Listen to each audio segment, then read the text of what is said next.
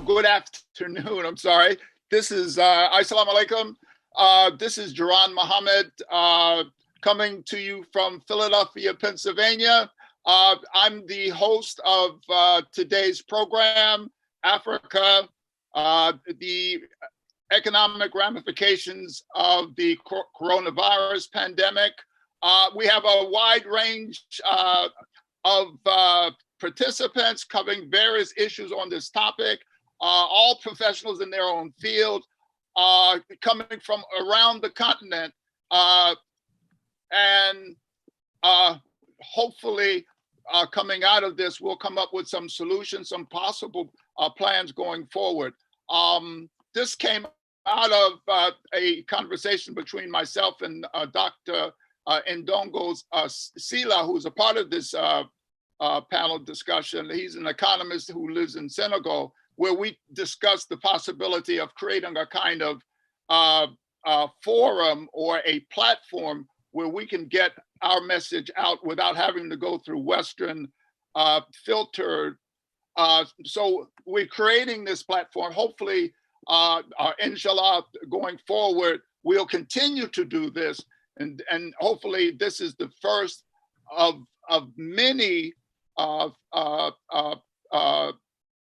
discussions about what's happening in Africa. And also what we really want to do is unite Africa with the African diaspora. So that's why we have such a wide range panel. We have people here from South Africa, West Africa, East Africa, and North Africa. And one of the moderators is actually situated, Khalil Charles, in Turkey. And we have the editor of the Final Call, Naba Mohammed, who's based in Chicago, acting as a co-moderator as well. We want to open the program talking about the actual virus itself, the coronavirus. And we have a doctor who graduated from Cuba's medical school. Any of you that are listening that know about Cuba and know about its participation in Africa, know about its participation in terms of healthcare, it has given healthcare all over the globe, especially in Africa, in the Caribbean, and South America. Also in Europe, recently, Italy had asked, if I'm not mistaken, Cuba to come to Italy to help deal with this pandemic, this coronavirus pandemic. So we want to introduce a longtime friend of mine. I know her family well. I met them in California years ago, and we recently reconnected. Her father and I are very close friends. And so I want to introduce our sister, Dr. Desta Mohammed. Go ahead, sister. Assalamu alaikum. Thank you, Brother Jaran, and greetings to those who are with us today. Brother Troy, can you put up the PowerPoint presentation? I'm not seeing it at the moment. So we can get started. There it is. Next slide, please. Okay. So my name is Dr. Desta Valdez Mohammed. I am a practicing family medicine and urgent care physician in California.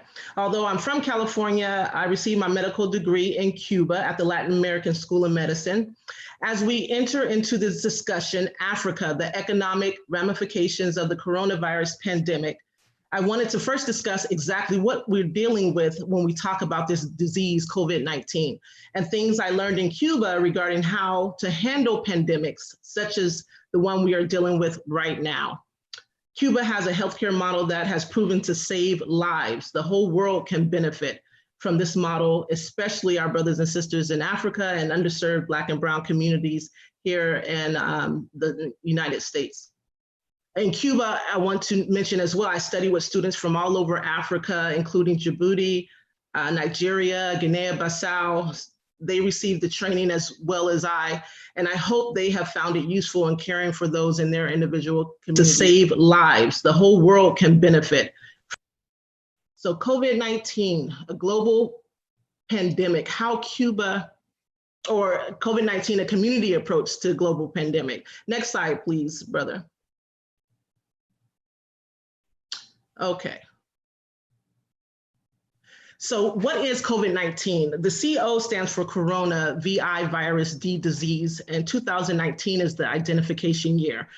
COVID-19 is the actual disease caused by the new strain of coronavirus identified as SARS-CoV-2. Next slide, please. So COVID-19 transmission. So basically it's transmitted through respiratory droplets. As you can see in the slide, the virus is actually encapsulated within a respiratory droplet. So if you're near around someone who sneezes or coughs, you can inhale the virus via nasal passage or via mouth. Next slide, please. So COVID-19, the disease itself, really what it is a very virulent viral pneumonia. The virus enters into the body and it begins to replicate. In efforts of the body to kill the virus, it traps, the immune system is activated. And then there's an inflammatory response that can cause increased body temperature, hence fever, mucus production causing cough.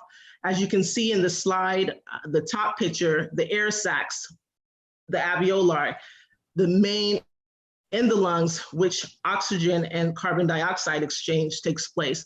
The lower picture shows mucus plugging, or a alveoli sac that is plugged with pus and mucus. So as you can see, it will be very difficult for that oxygen carbon dioxide exchange to occur. Thus, people that have fallen ill from this disease can experience severe respiratory problems leading to ventilation. Next slide, please. So COVID-19, a global pandemic, how Cuba mitigates the spread of this infectious disease. Now, my early days as a medical student in Cuba, I wondered how Cuba, being an underdeveloped country, did not have the same mortality outcomes as other countries with similar circumstances. To put it frankly, Cubans just do not die from third world, or what's considered third world diseases, viral infections, parasitic infections, etc. Looking at their system and how everything is set up, they have a universal socialized form of healthcare, and it's free and readily accessible to all its citizens. There's a lot of doctors. They have the highest doctor to patient ratio, I believe, in any country in the world. Most of the money spent on Cuban healthcare is directed towards primary care and disease prevention. Next slide, please. Yeah, I think you got one. So Cuba, a community-based primary care system.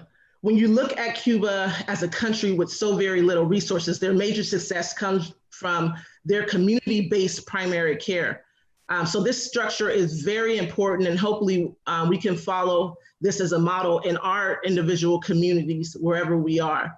On the basic primary care level, you have the community clinic, which you see at the bottom. The multi-specialty care is done at the polyclinic, and the highly specialized complex care is done at the hospitals and institutes. So it's a three-tiered healthcare system. Next slide, please.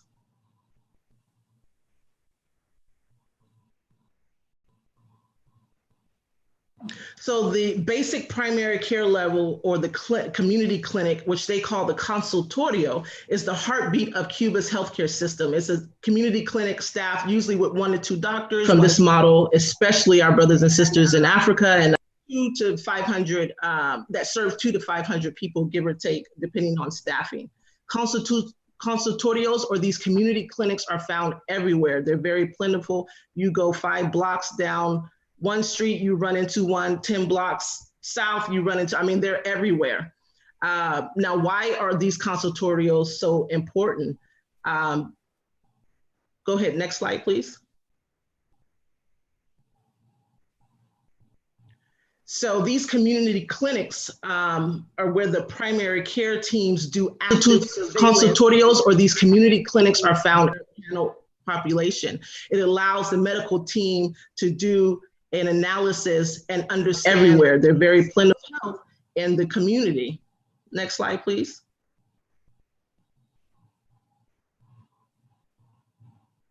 So in order to be able to effectively handle a disease or outbreak, you have to know the common health problems that plague your community, where and who the vulnerable populations are. So whether it's a disease, pandemic, or natural disaster, COVID-19, Zika, Ebola, a natural disaster, preparation is key. Next slide, please.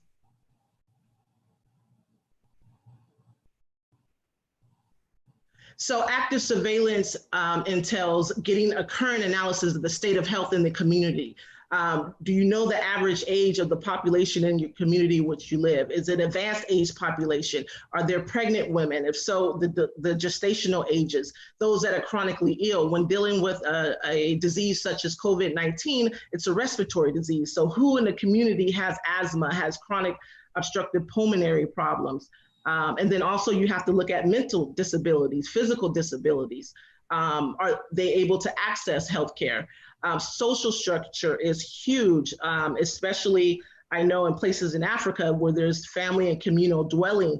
Having someone try to self-quarantine in an area like that is very difficult. Places in Flint, Michigan, there's no access to clean water. Things of that nature is what we're all looking at. Next slide, please.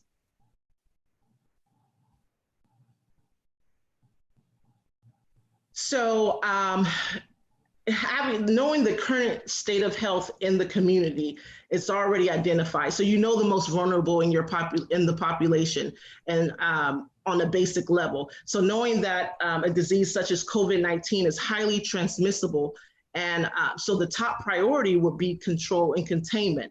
So this is the bread and butter of Cuba's program and what they do to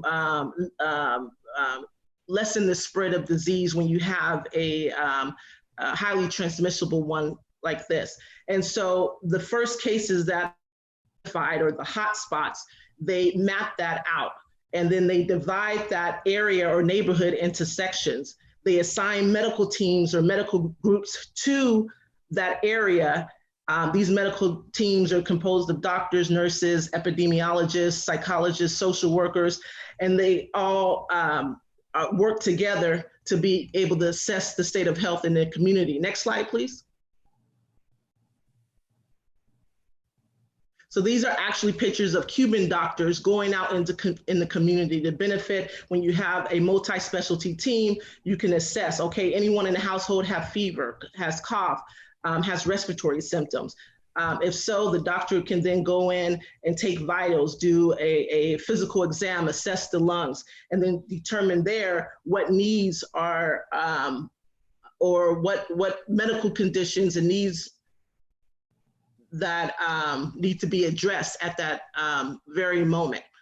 Next slide, please.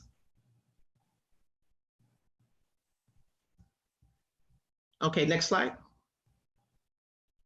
Doctor can then go in and take vitals, do a physical exam, assess the lungs, and then determine there what needs are, or what important to mobilize resources at a starting at a community level. When you use basic health services and groups, that will help be able to, those groups can go out early and assess the needs and the situation of the community. So you don't want the patient's first encounter to be a hospital or ICU or intensive care unit. By that time,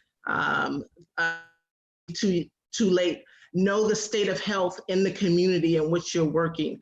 Do early surveillance of the community, starting with those identified as having health risks and the most vulnerable. Allocate resources and special attention to those areas of need. Be prepared and be organized. It's always best to keep this in mind when trying to stop the spread of any type of disease or pandemic. Thank you. Sister, thank you very much, Dr. Desta. This is Richard Muhammad, Editor-in-Chief for the Final Call newspaper based in Chicago. We're very happy and proud to be sponsoring this digital discussion and forum. I'll be one of your moderators. Dr. Desta gave us a very good overview of the disease itself, as well as Cuba's approach to dealing with this disease. I'd like to go to our sister Crystal in Nairobi.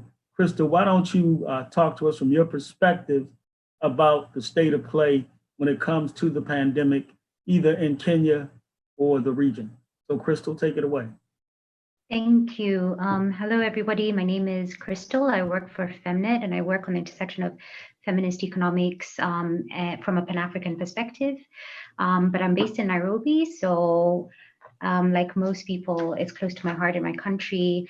We're about a little over 40 million people in my country. We've tested about 15,792. We've got 320 positive cases.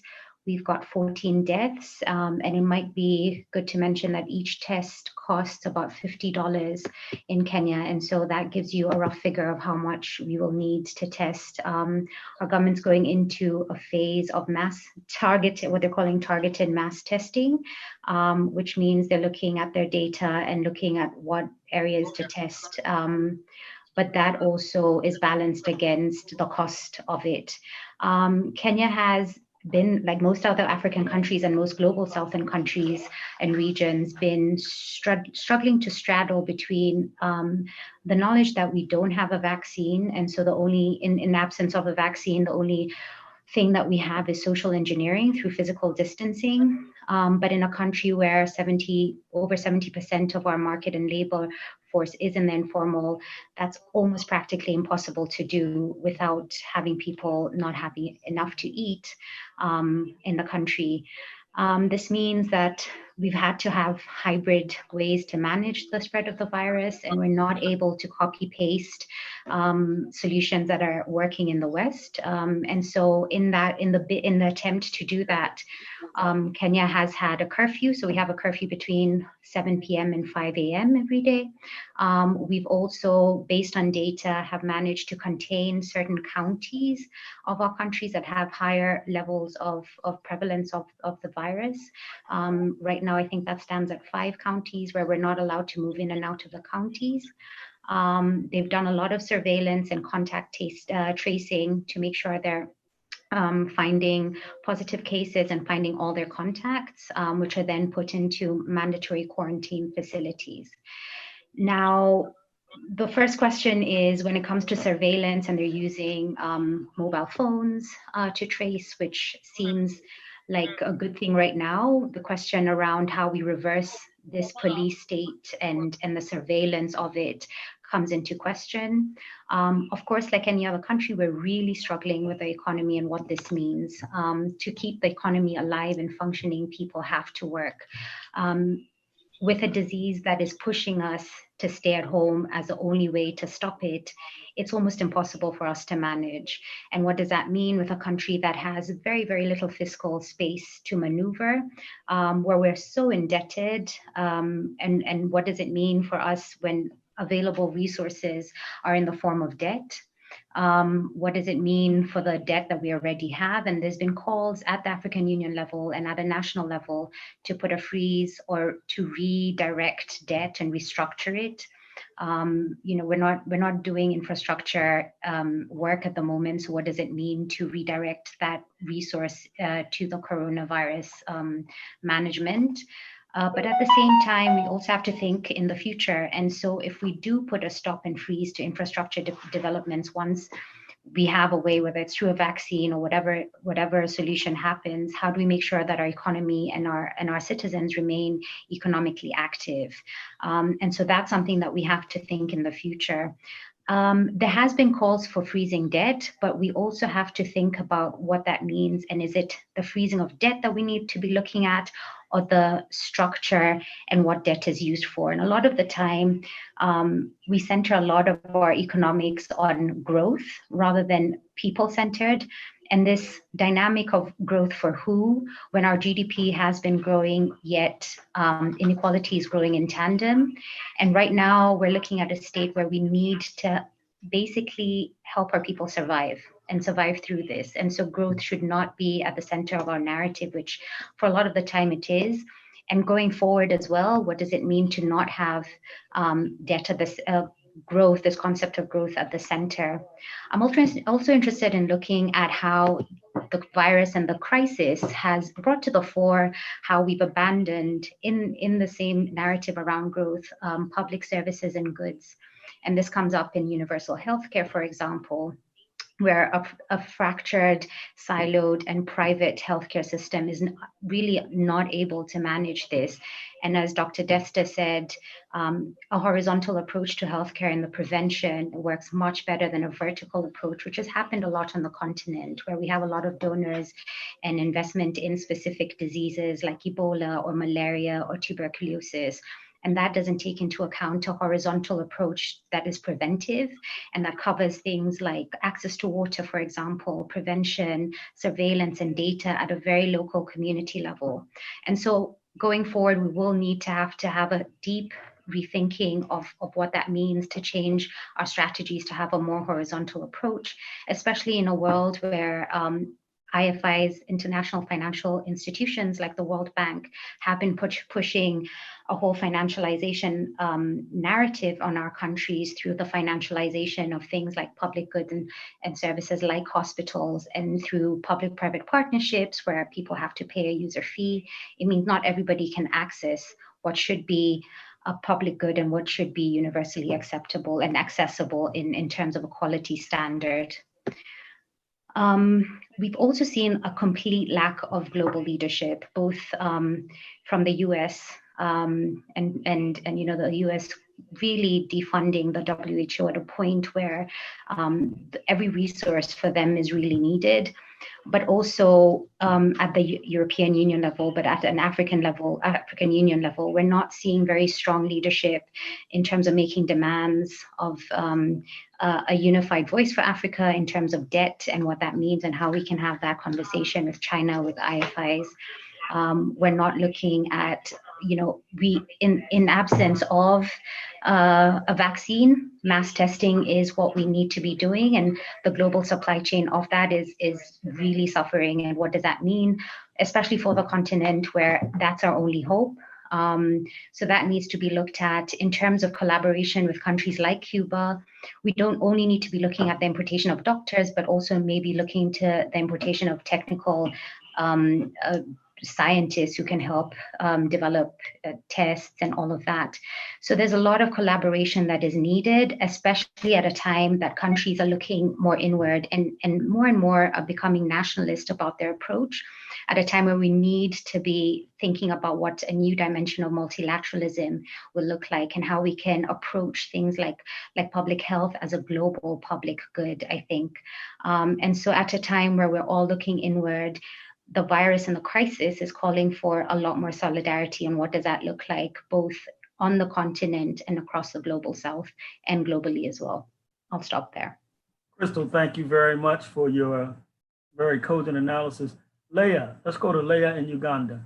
Let's talk about the state of play either in Uganda, or you can also talk about the region. Leah, take it away. Leah. Hello, everybody. My name, I hope I'm loud and clear. Yes, my name is Leah. are. I work with an organization called Akina Mama wa Africa,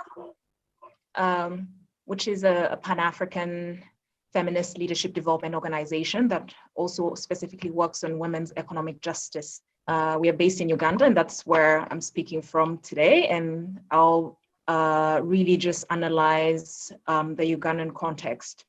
So, of course, we have not been spared from positive infections. As of today, Uganda has 63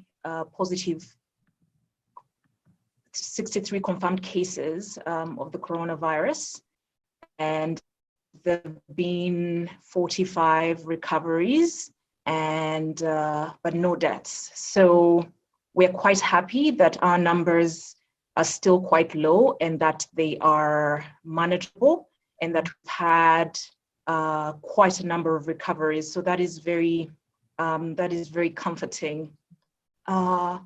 But at the same time, we're seeing a situation where, where they say you are only as healthy as your neighbor, the emerging problem now. So a lot of the cases identified in Uganda were from people traveling from abroad. So a lot of United Arab Emirates, the United Kingdom, Germany, those are some of the cases. And then there were some that then interacted with their families and infected them. So, a lot, at the beginning, there were a number of false starts, but the government got control of it.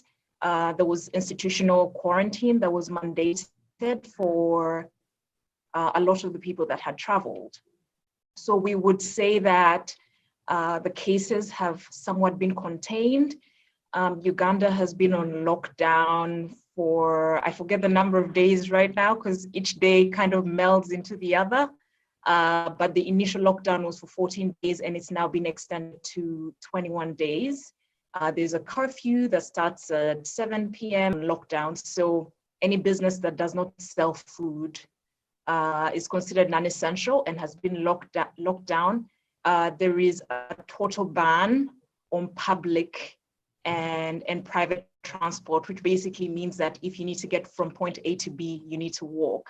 So that automatically tells you that for people that need to get to work, that is already a big interference. So we could say that there has been some kind of containment. The borders were closed, so there are no flights coming in or out except for cargo. But we do, Uganda is a landlocked country and our main trading partners are Kenya and Tanzania. Now, Kenya and Tanzania actually are going neck to neck with a number of cases in the region, and our goods from Uganda come from there. And now the number of the cases that we're actually seeing, the positive cases, are coming from truck drivers that have actually been tested at the border. And the last couple of days was the positive cases that have manifested in the country. Of course, it makes us quite anxious and perhaps tells us not to rest on our laurels. We might say the situation has been contained and now the problem is only truck drivers, but we are also only able to identify travel being done because a lot of people have now been released from institutional quarantine, and there've also been a significant number of recoveries. So it's comforting that the numbers are not that many, otherwise it would have overwhelmed our health system. At the beginning of the crisis, actually the country had a total of 55 ICU beds. And this is a country, Crystal had mentioned earlier about public-private partnerships, where basically the government is partnering with the public sector to finance a public good, in this case, hospitals. We have billions of dollars that have actually been invested in public-private partnerships to set up hospitals, but there were not sufficient ICU beds. So we don't know where this is going. And in the interim, the government has reacted, and now there's a bigger capacity for the country to be able to handle any ICU admissions. But at the beginning of the pandemic, there was really very little preparedness. Psychologically, I think a lot of people are just wary, worried, fearful of what's yet to come, because obviously people are watching the news and the numbers keep piling up every day. We're seeing all these countries in the global north that we thought had a hang of things, and their healthcare systems are being totally overwhelmed. So there is a lot of fear about what is going to happen to us if we end up getting such cases. Additionally, there's also fear of people who have actually recovered from the coronavirus. So there's a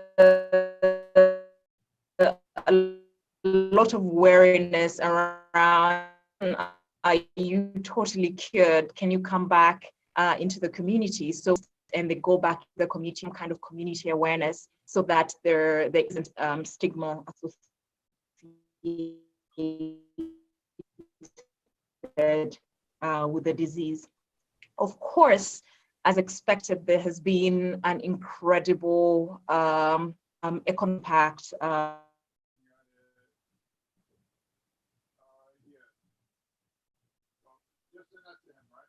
Go ahead, Leah.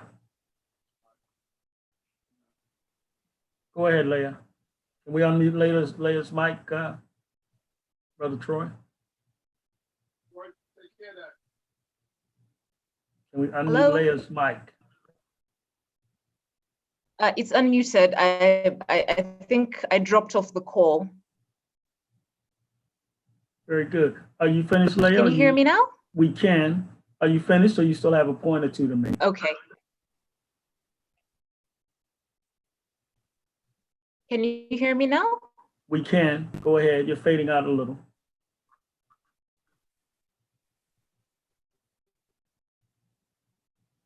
Okay, fantastic. Sorry about that. A lot of people at home, there's a lot of pressure on the internet, and actually that is one of the impacts from home. Of course, that isn't the experience. If you look at the Ugandan economy and the labor force, about 70% of the people actually be having a computer and working from home and continue conducting business. So one of the biggest impacts of the pandemic right now is that people are actually unable to go to their places of business to continue work. A lot of people are involved in jobs that involve a daily income. So because of the ban in transportation, you have people who work in public transportation. They earn a daily wage. A ban in transportation means that they no longer have any money to put food on the table. You have a lot of people in the service industry that actually rely on traffic of people moving into the cities. If you look at the service industry in Uganda, it's actually mostly populated by women, most of them running very little restaurants and serving food to people working in markets, people that are working in the taxis, basically people just going to the city, and all of that has really ground to a standstill. And even when you look at markets, so one of the directives is that markets should continue operating, but with certain standard operating procedures which meet the requirements of social distancing. Markets typically in Uganda are really overcrowded. And now, because of social distancing, some of them were closed, and the opening required the social distance, which means that thousands of vendors in the markets are actually unable to open.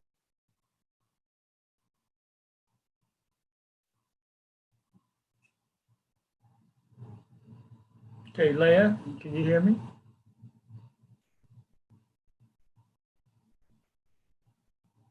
Okay, Leah. You just dropped off. Very good. Excellent. I'm sure she'll be joining us back soon. Let's go to Dr. Sila in Senegal. Dr. Sila, talk about the state of play in the pandemic, either in Senegal, the region, or the continent, from your point of view. Take it away. Yeah, fine. Thank you very much. I'm Dr. Sila Nongosamba Sila. I am from Senegal. I live in Dakar. I work for the Rosa Luxembourg Foundation. This is a German political foundation.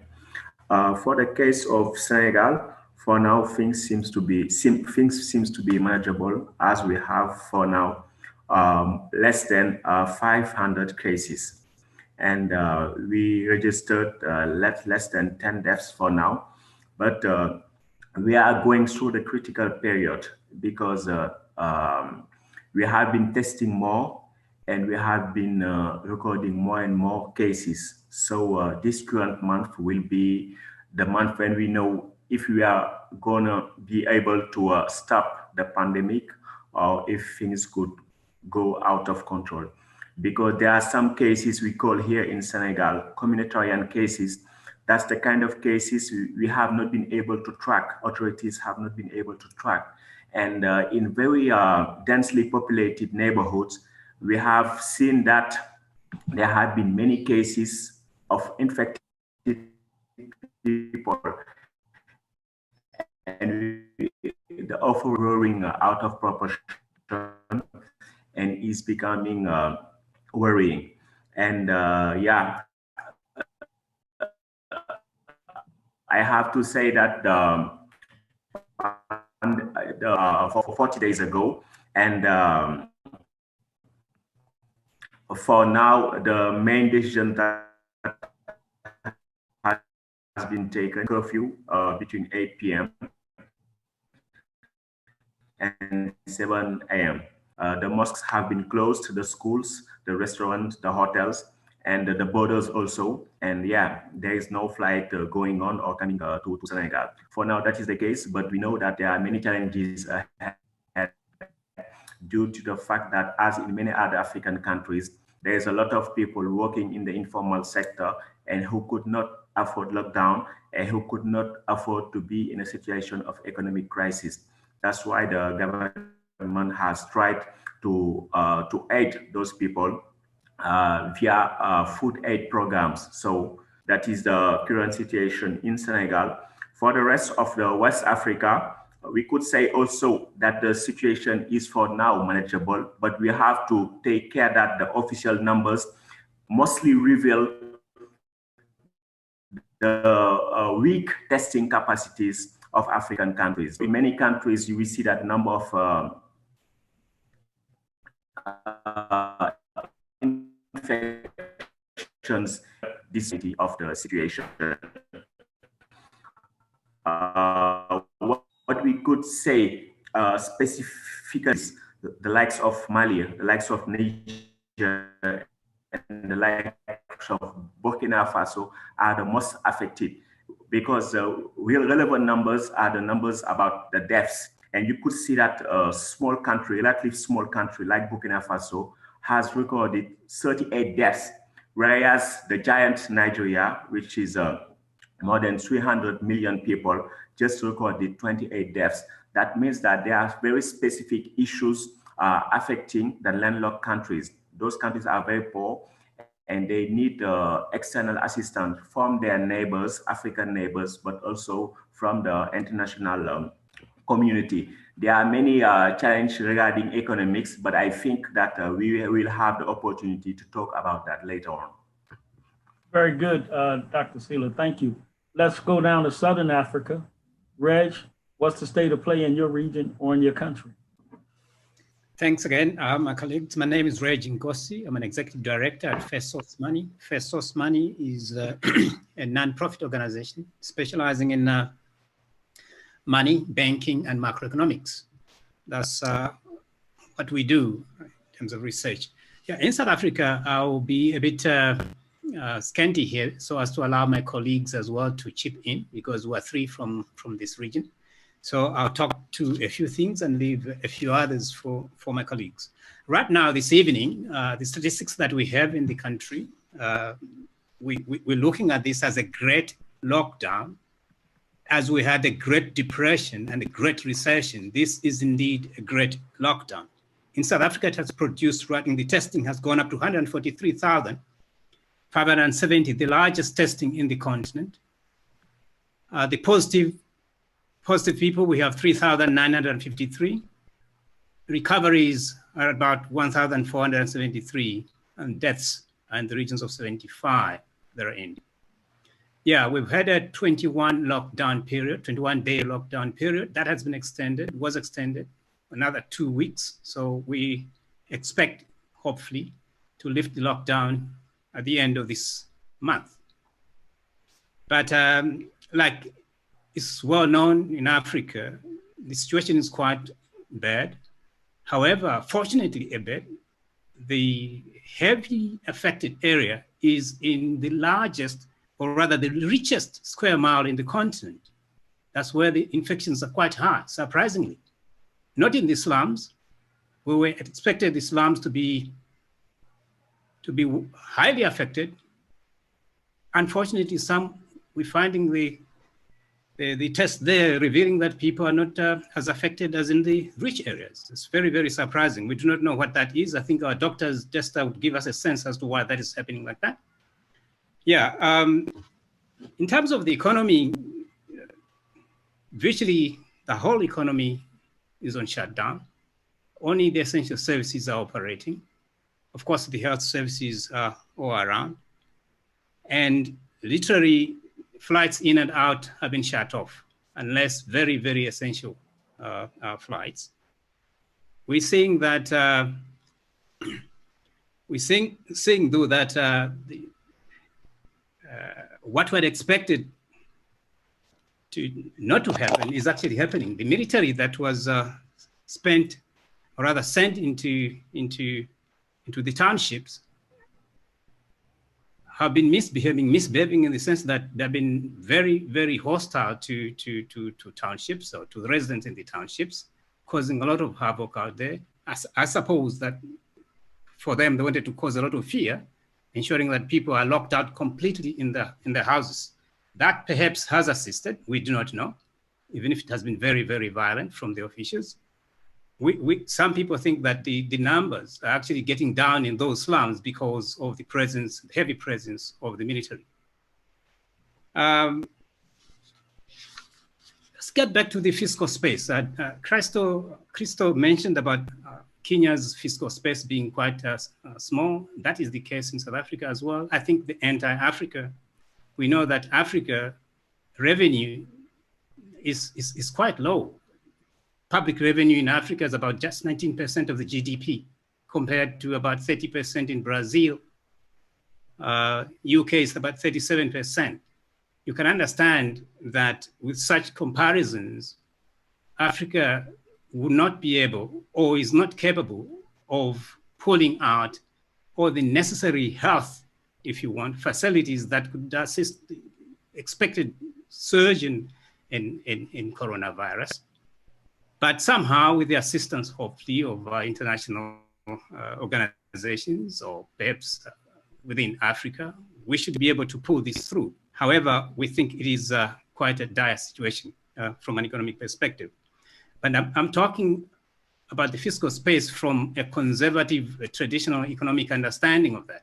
We're quite clear, however, that even if we say we do not have much fiscal space, we have not allowed ourselves to explore opportunities that are always there, that financing can come from banks, domestic banking system, but most importantly from our reserve banks. And Africa has not been churning out money from the reserve banks thinking that, well, we should go out on the international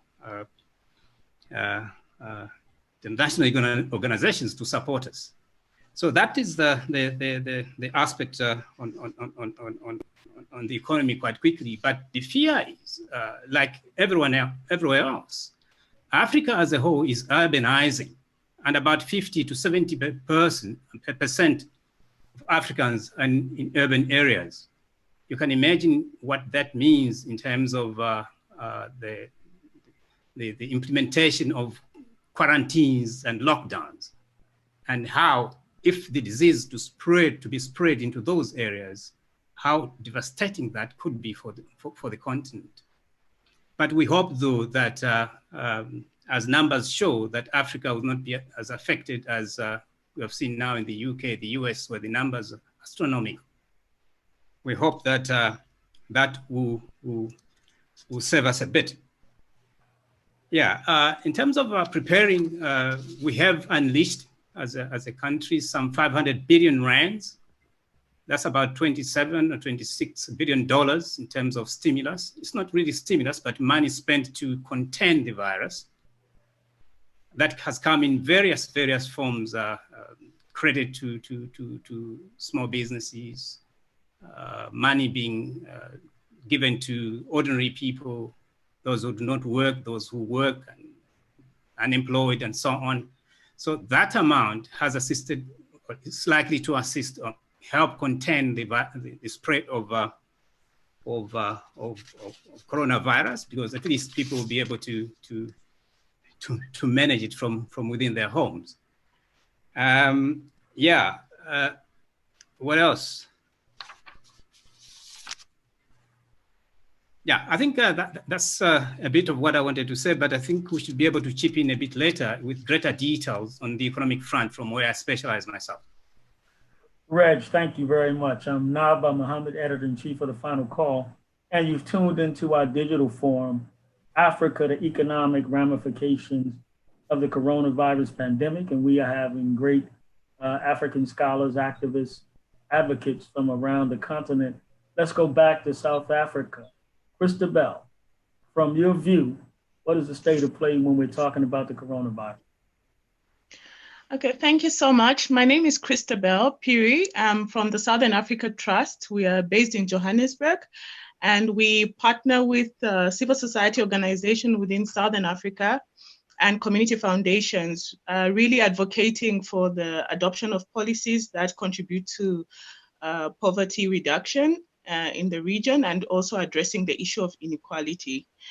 So quickly, I think I'm going to focus on the region, Southern Africa, and what has been the impact of this pandemic. I think I want to start from the onset is that the poor and the vulnerable have been the most affected and have carried the greatest of burden within Southern Africa. In Africa, for the most economic sector that most citizens are participating in is in the informal economy, and 75% of the workforce is in the informal sector, and that is the picture within Southern Africa. So if you look at the apart from the informal economy, the other main economic activity is agriculture, and the other economic activity that the poor and the vulnerable are involved in is trade. So starting with the informal sector, if you look at when the pandemic happened and what has happened to the informal economy, first of all, is that most of the people that are participating do not contribute towards any unemployment insurance schemes. They do not access healthcare. And then you find a large number of people participating in the informal economy are migrants. I would like to give the example of South Africa, that in South Africa itself, there are more than 4 million migrants working in South Africa, and most of them are in the informal economy. And what has this pandemic meant to them, and the measures that have been put in place in terms of no economic activity happening. Therefore, for the migrants, they have not been able to actually send money home because they're not earning anything. If you look at the amount of remittances that come from South Africa to Southern Africa, it's estimated to be almost $584 million annually. So now with the closure of companies and with the lockdown measures that have been put in place, most of the migrants are not working. But if you look also in the different countries within Southern Africa, people that are working in the informal economy have been heavily affected. I think we've been given examples from Uganda, where women who are working in markets and are not able to earn any resources from that.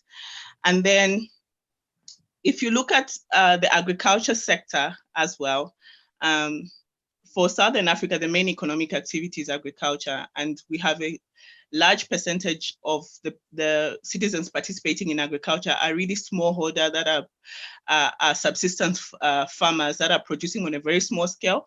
But what they are producing is really feeding the whole region. But before this pandemic happened, at least 45 million people within Southern Africa were food insecure and they don't have any food. But with the pandemic now is that there are more people that have no access to food because borders have been closed. So there's no food that is moving from one country to another. The supply of fresh food, even within the country, has been affected. But as a result of these closures as well of borders, prices were just going up because there was all this panic, and so you don't have the resources, but you can't even buy the food from the shops because prices keep going up. The other aspect is really around trade. Many citizens within Southern Africa do a lot of cross-border trade. Because of high unemployment levels, people engaging in cross-border trade is the easiest economic activity to engage in because you don't need so many skills in it. So you find women are really engaging in cross-border trade. And they use that to meet their basic needs in terms of food, providing for education for their children, and these usually come from single-headed households. So the closure of borders has meant that women cross-border traders are not even able to do their business because the borders are closed. But what has this meant to them?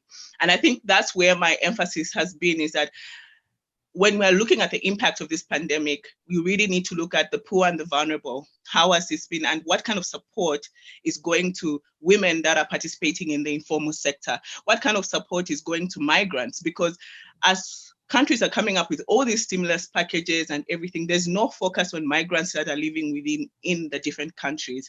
So what kind of support is being given to them? So the focus is really on business, and not really looking at the microeconomic level, where you're looking at individuals, you're looking at households, and how best can people be supported, and then looking at what kind of schemes will be available to meet to address some of the needs of the people in the different sector. For example, there are, in all these packages that different countries are coming up with, money is not reaching to the people that are most affected.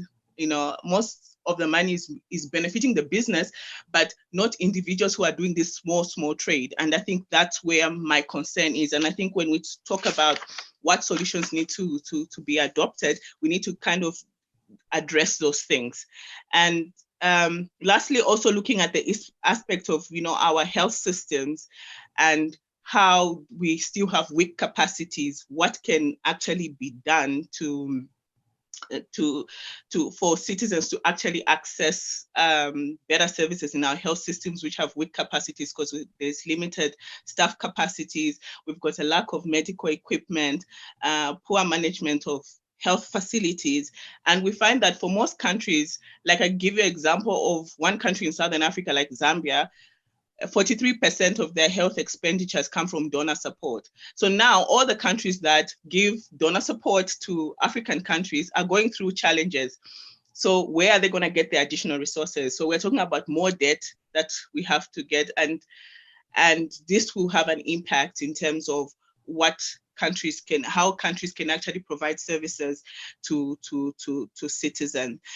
So I think there are so many aspects that we need to address in this discussion, and you have to really look at the different groupings within the African country and how they've been affected, with this pandemic. So I'll just end here for the introductory remarks. Thank you. Thank you very much, Christabel. We're going to stay in South Africa. We're going to go to Riaz in 1 second. After that, I'll hand off to Khalil Charles in Istanbul. We are into the first hour of our discussion. Khalil, when you take over, you can handle however you choose to do it, and we'll keep the discussion going. Riaz in South Africa, thank you. Give us the state of play from your view. Assalamu alaikum. Thank you, brothers and sisters. I think most of it has been said, so I'll try and keep it brief, but just give a synopsis also of what's coming. The crisis has really shown up a lot of contradictions, meaning it's very difficult to navigate what needs to be done. The trouble we face is cascading fragilities. If you try and deal with the spread of the virus, you walk into the wall of an impossibility of social distancing, particularly for the poor, as well as a poor social security system. We don't have SNAP or, food distribution systems that are well developed. And also we're talking about 55 million people, and about 40 million of those people in South Africa having no access to food. So while we had a very good epidemiological response in terms of the lockdown, very early time years, we forgot that the primary determinant of health is food. And the people are getting restless. And of course, the African ministers did the right thing, in my view, and not that I agree with any of the people involved, was they dispatched the head of NM Rothschild. Well, not the head, the African executive director, which is Trevor Manuel, our former finance minister, along with, I think, a Senegalese banker who was at Citibank in Switzerland, or Credit Suisse, to go and get permission from the creditors who own our debt for expansionary monetary policy. While I feel conflicted about it, you know, sending a Credit Suisse guy and NM Rothschild local representative to ask for this money, it's absolutely essential that we do it. Because if we don't, we will not manage to actually feed our people. Of course, sometimes you feel you live in a cursed land, because South Africa is a country where no good deed goes unpunished. So we went seeking permission, and what has actually happened is a stimulus that's not a stimulus. So we've had the release of funds, but it's not actually competent, or the government is not competent to actually deliver it to the people. And also they haven't actually really created much of new money. So I find myself very conflicted. Also on the World Health Organization, for example, I don't know if many people know, but patents can be taken out on viruses or derivatives of viruses according to the World Health Organization Pandemic Influenza Preparedness Plan. It's a complete violation of benefit sharing, because these are viruses that belong to the third world and we should have access to benefit sharing. And we don't get that under the WHO's agreement. And I was writing a paper on that, but Donald Trump beat me to it. So you guys in the States got some action to take. So we can't really attack the WHO because we don't want to join the Trump brigade. So that's another contradiction that we face. You know, we need the WHO, but it's also unfair and traps on our legal rights.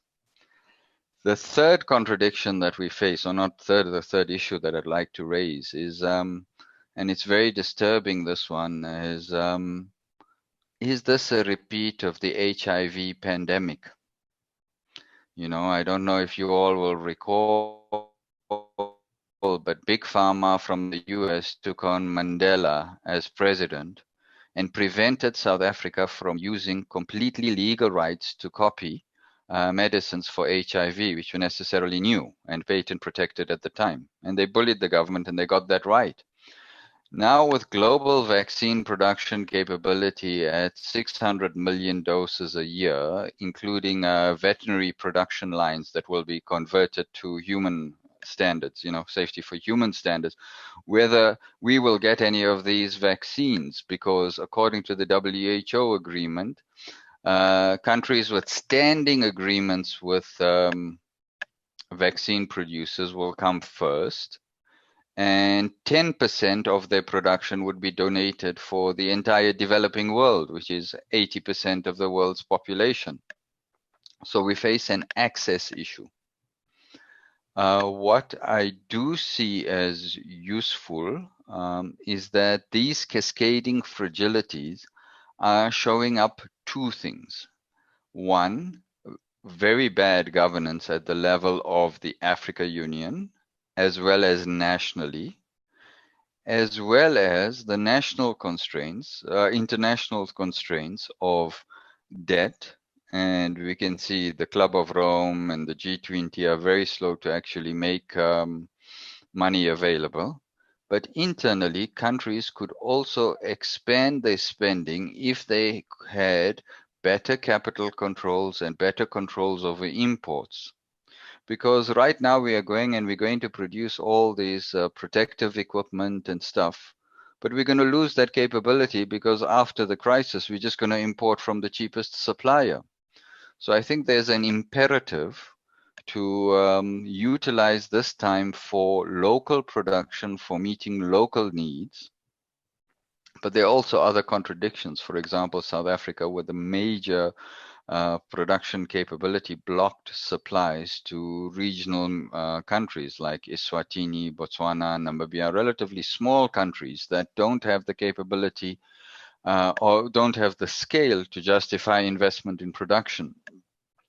So overall, what we face is a neoliberal government that doesn't want to expand spending with a very deadly virus, and every move they make just basically opens up a whole suite of other contradictions. And the worst part about this is that it is not entirely clear that the trap we are in is actually a trap. I mean, we can really spend, we can really load up on debt. If we need to default, we default. This is a vis majeur, you know. I mean, this is not a strategic default where you took loans to kind of rip people off. I mean, there's good reasons for doing this, but it's not coming through.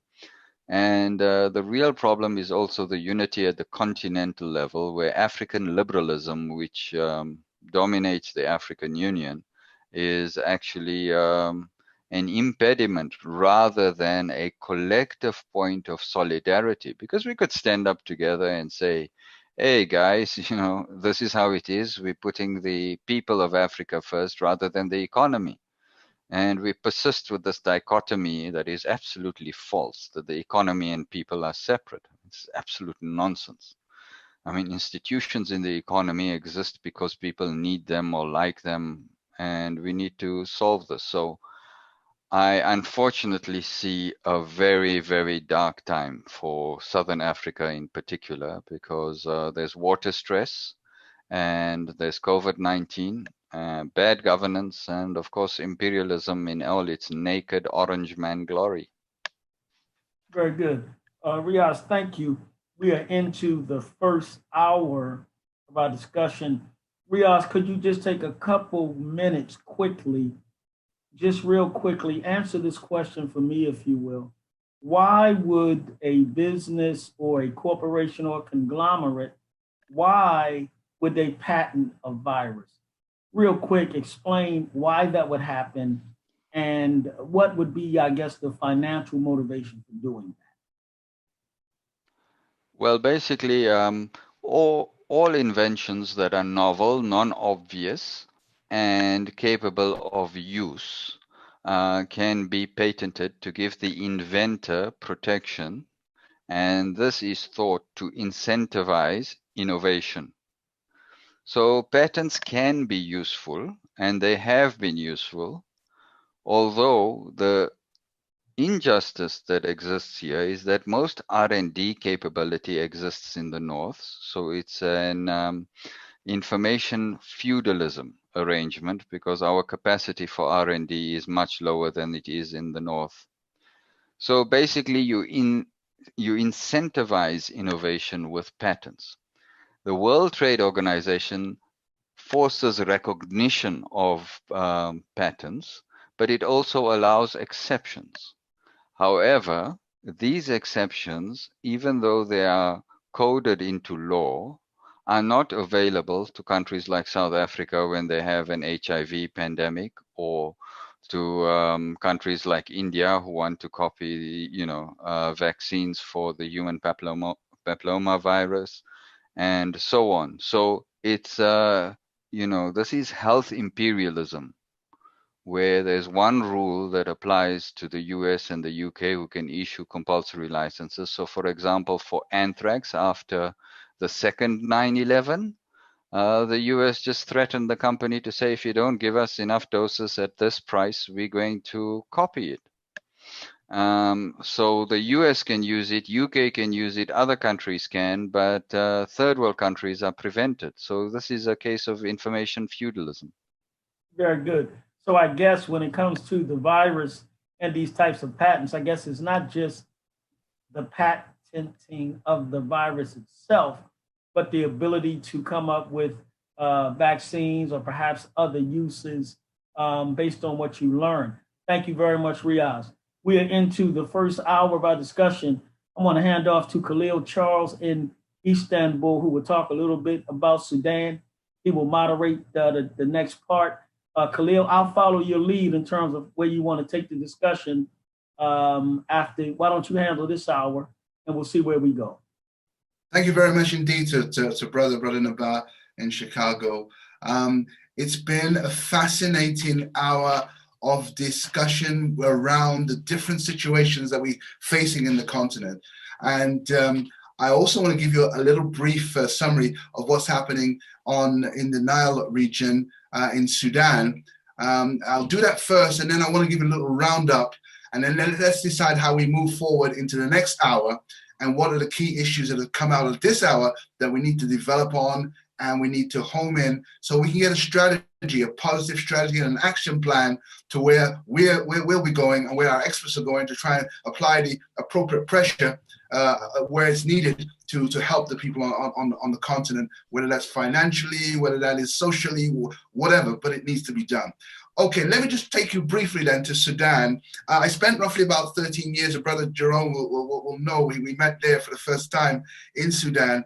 And the situation there is that the COVID-19 has resulted in the loss of 9 lives at the moment. And in the last week, the numbers of positive cases have risen to 162 after being quite low for a while. After being like around about 9 cases, it suddenly shot up. So the government have gone into overdrive in terms of trying to lock things down. The whole of Khartoum now is under a 3-week lockdown, much the same as we're seeing in other parts of Africa, in South Africa, in Kenya, etc. And this has meant that economically, and I would have liked my brother from Sudan to explain more detail about the economic situation, but most of it is formal economy.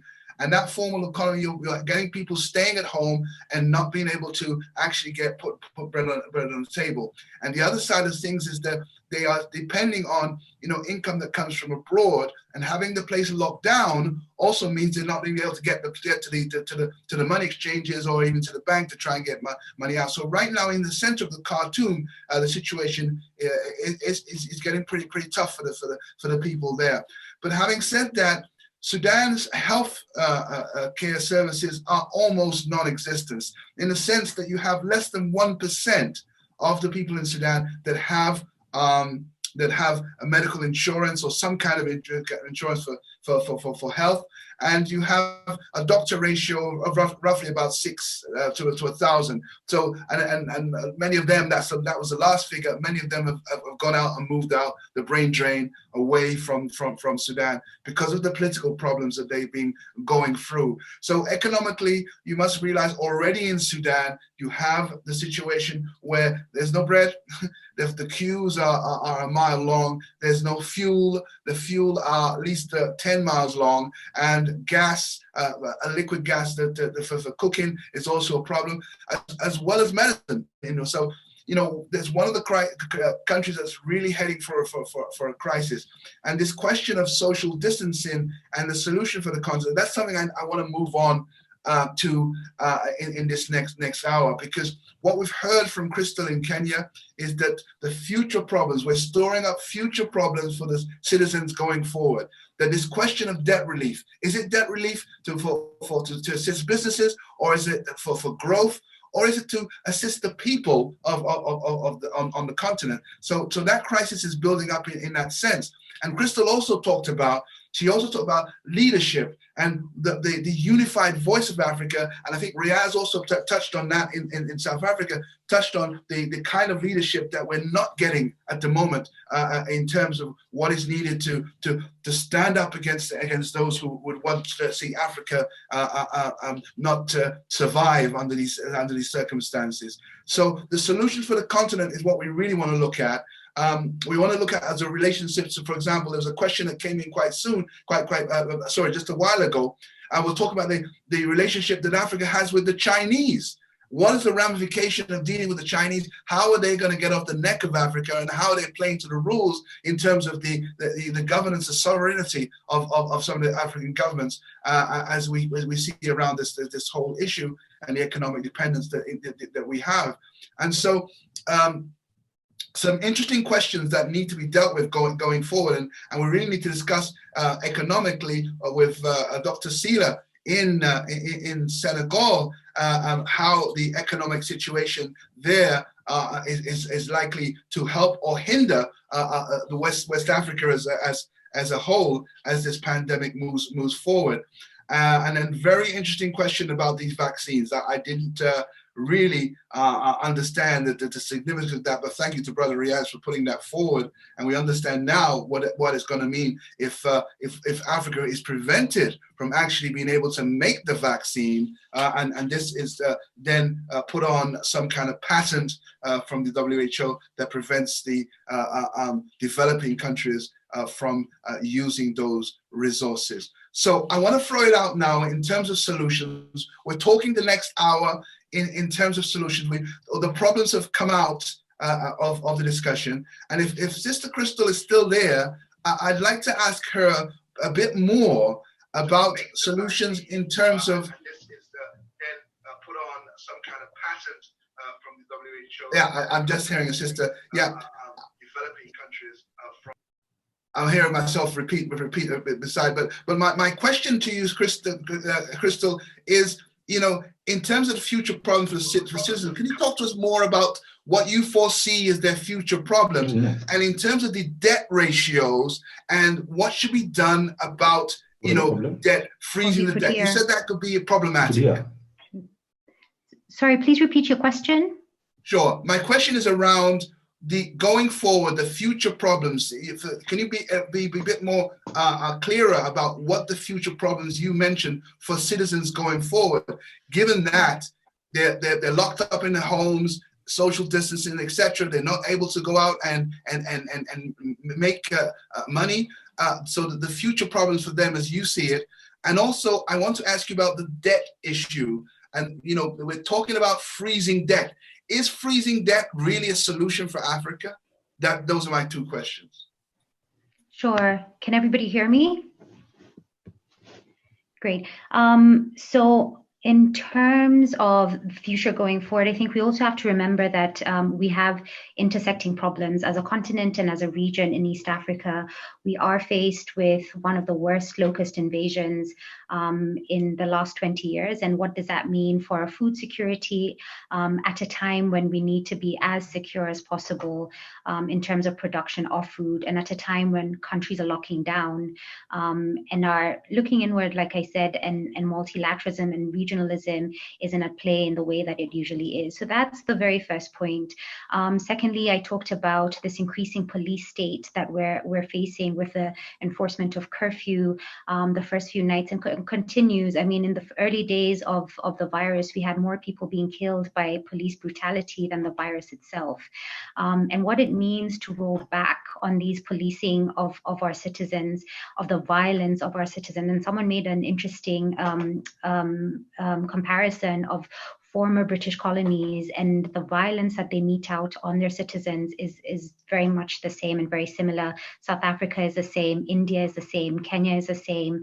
And so how we roll back on the infringement of rights, both from a surveillance point of view, but also in terms of violence and the ability of the state to mete out this violence in the name of order and in the name of safety, and what does that mean? How do we roll back?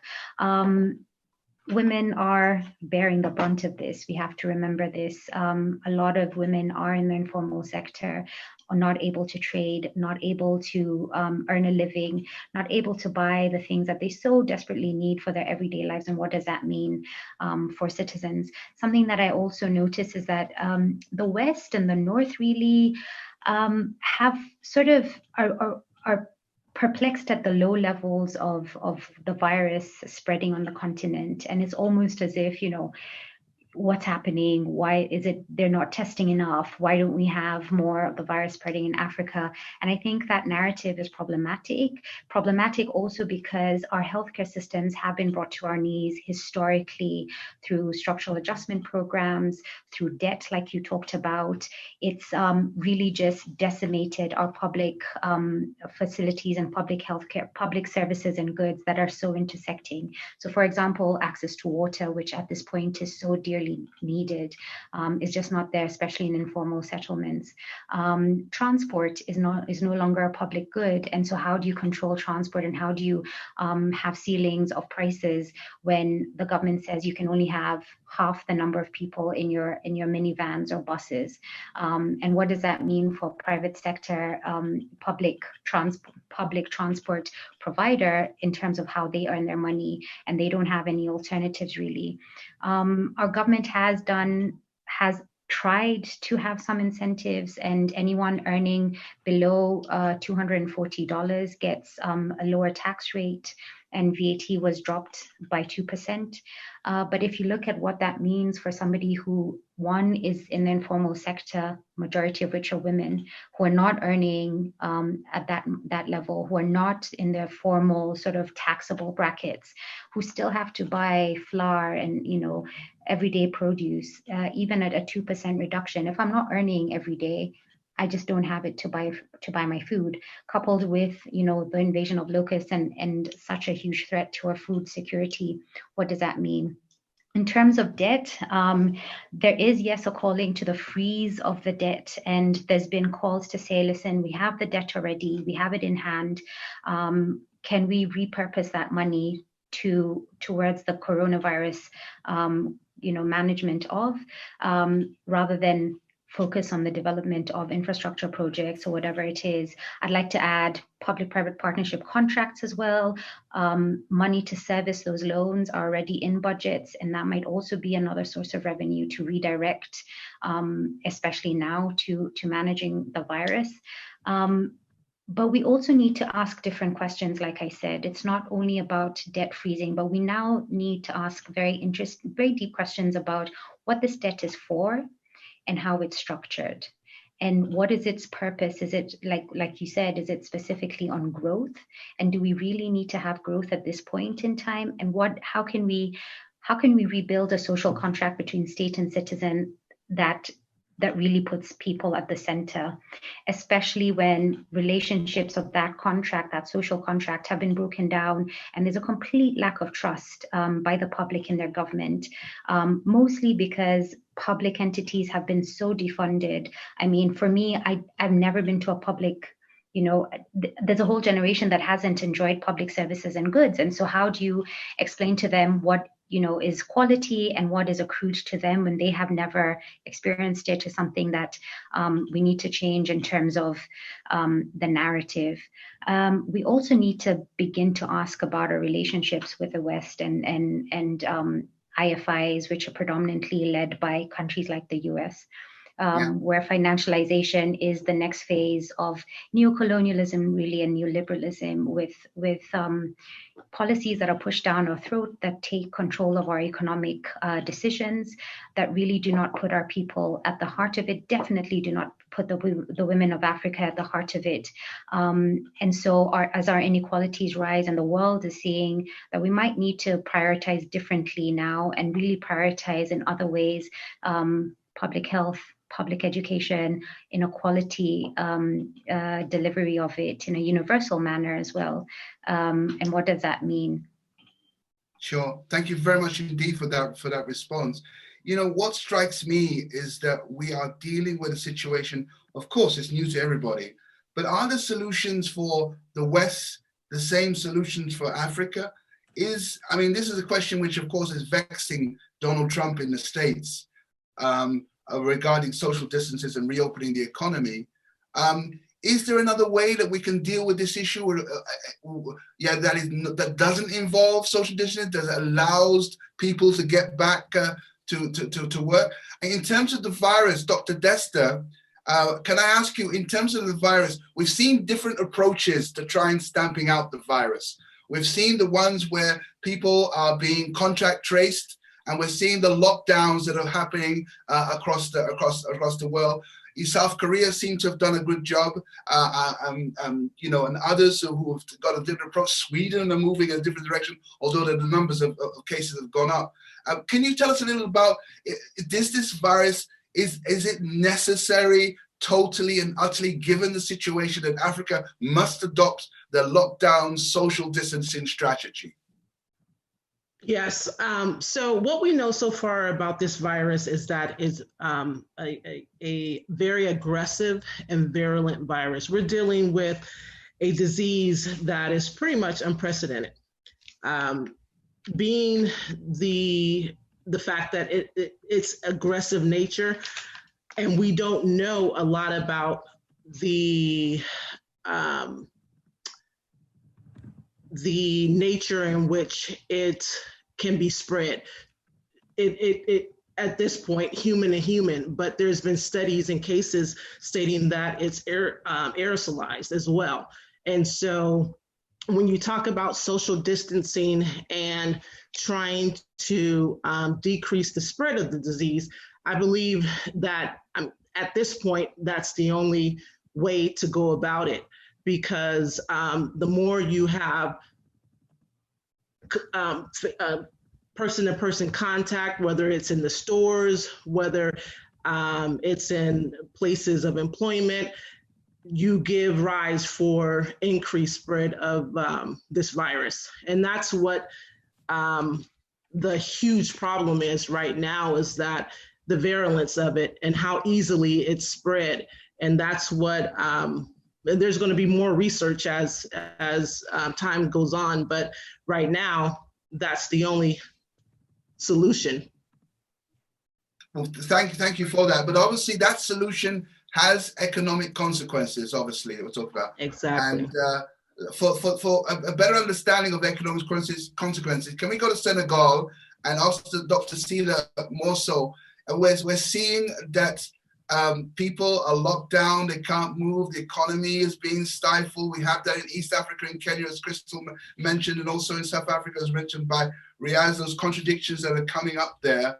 And what's really in terms of solutions economically, Dr. Sila, are we looking at for the African continent, given the situation at the moment and given the depth of the problems that we're facing? Yeah, thank you for this question, interesting question. I think there is something which is paramount, essential, is having more monetary sovereignty. Maybe Reg will also talk about that. Why monetary sovereignty? Because if you don't, let's say, have enough monetary sovereignty, you will be politically dependent on the will of others. And that is what is happening currently in Africa with the issue of debt. Because when you have a limited, let's say, amount of monetary sovereignty, you borrow money abroad.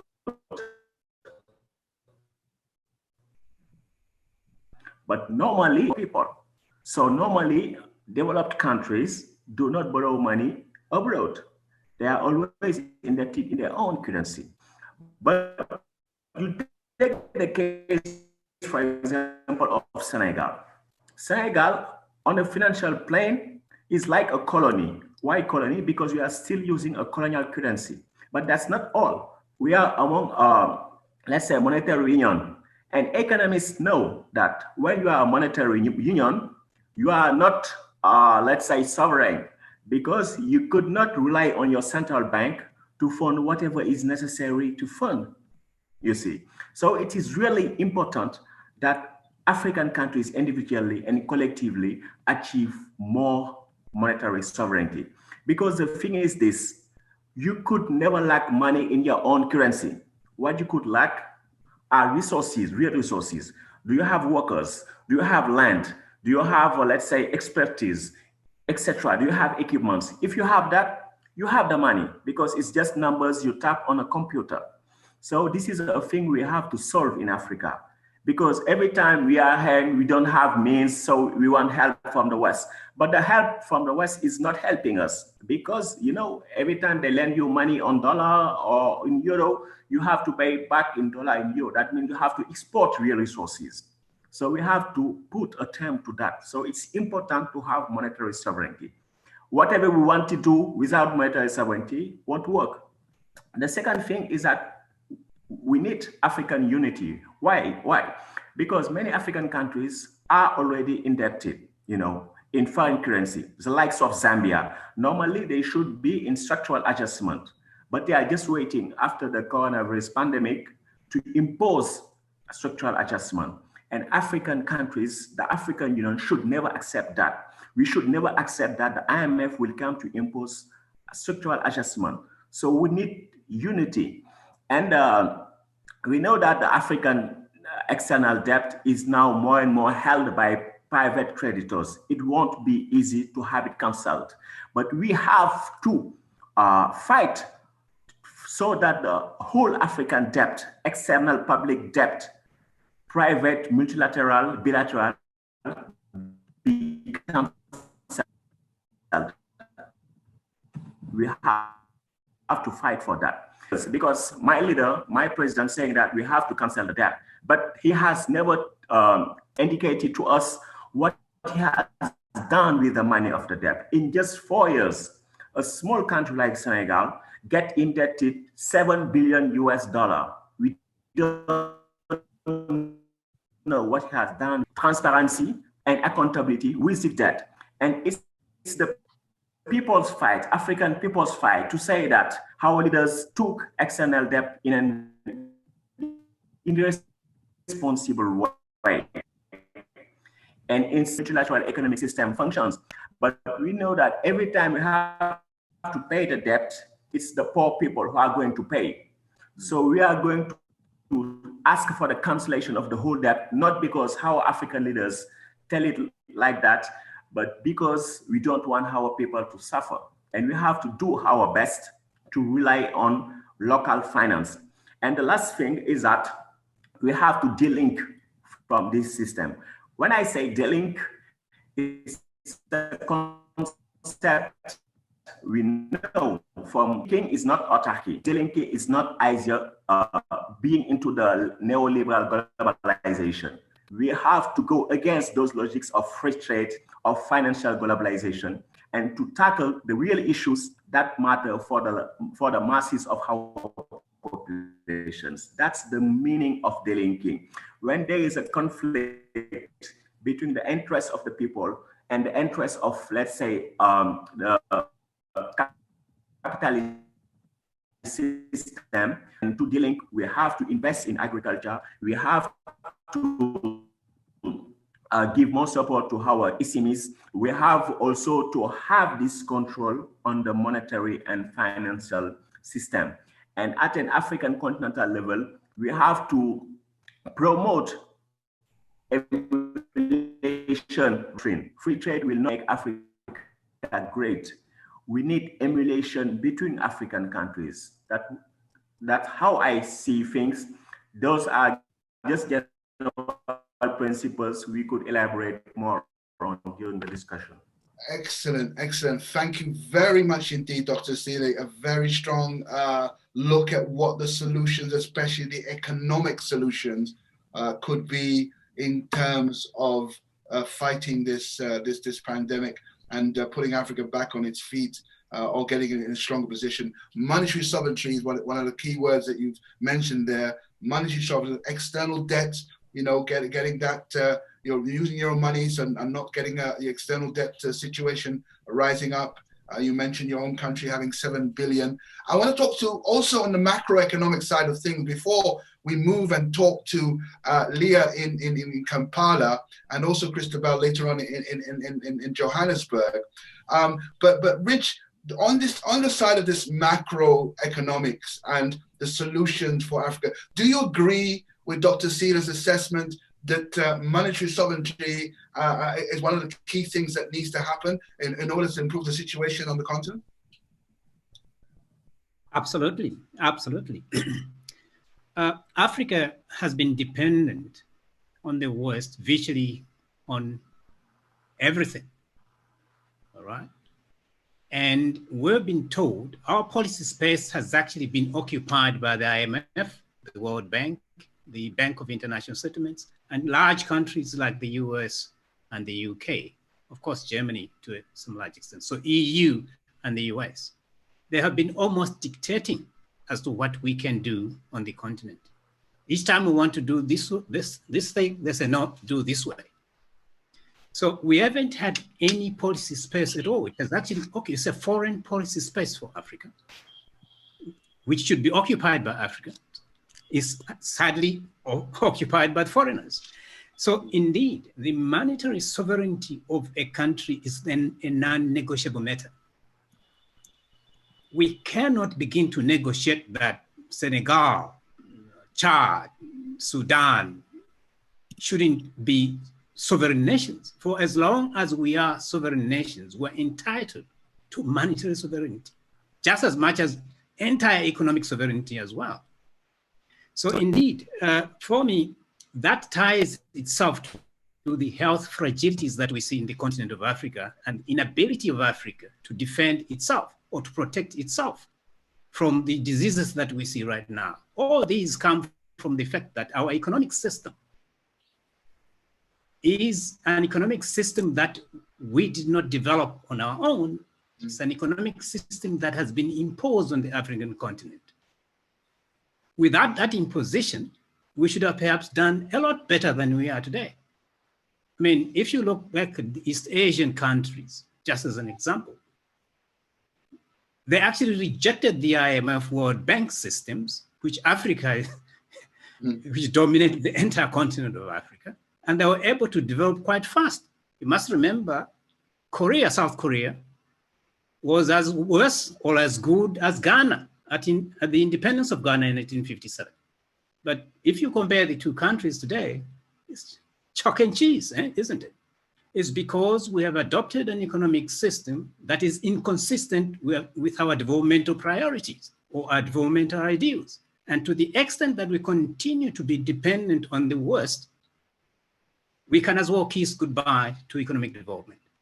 Okay, that's a very strong message coming out of there. Thank you, Rich, for elaborating on that. I want to go and actually look at the plight of women. We have a number of important people on the panel.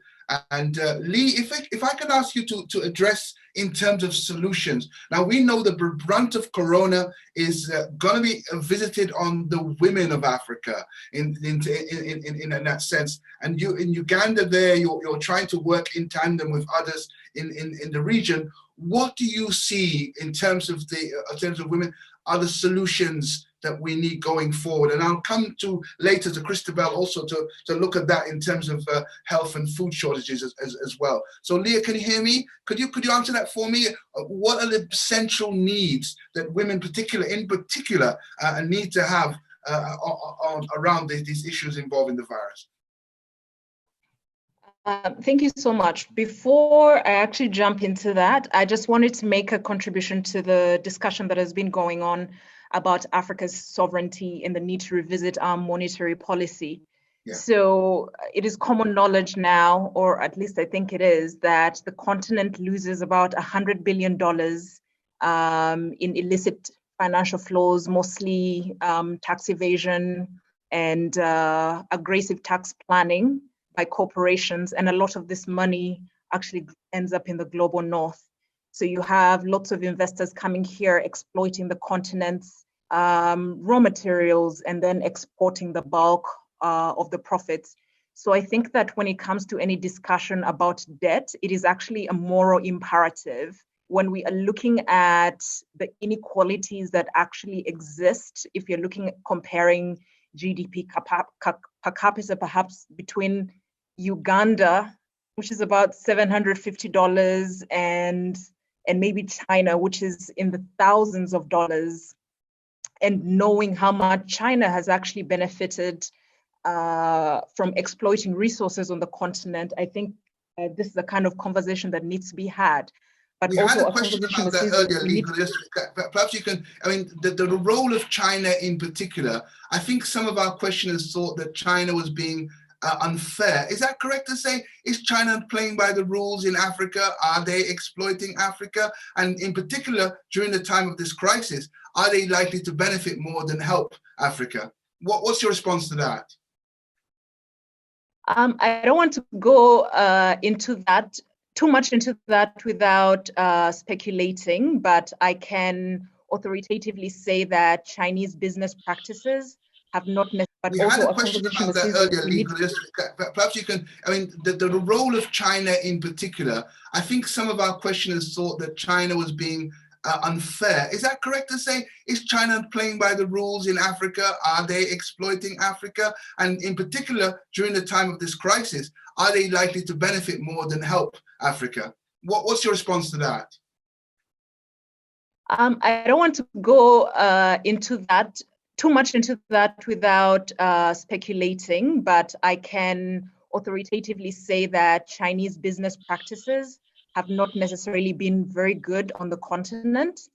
And in as much as loans and grants are given, there is a lot that is actually taken away. With the other hand, Africa is a source of cheap labor, and a number of Chinese factories are actually setting up shop. But when you look at the fine print, for all the loans that are given and for all the massive infrastructural development projects that have actually happened, you realize that down the line, these countries may no longer be able to own those projects, because then they'll be owned by the Chinese because they fail to pay the loans. So regarding the pandemic specifically and whether China might benefit more or whether this is an opportunity for them, I can't authoritatively comment on that. But basically to say that we definitely need debt relief. The other thing that I wanted to talk about before launching specifically into what needs to be done for women is that going forward, and now that we're having conversation about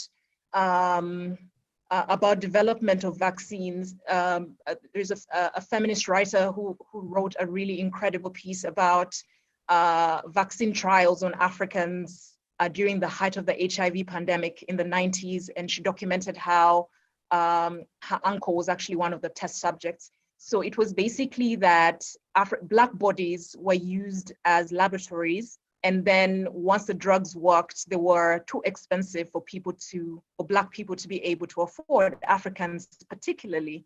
So as we go and start looking at vaccine trials, we need to take into consideration the ethics of it, that whatever ethical considerations are being made in the global north are applied to Black bodies as well, and that everybody benefits equally.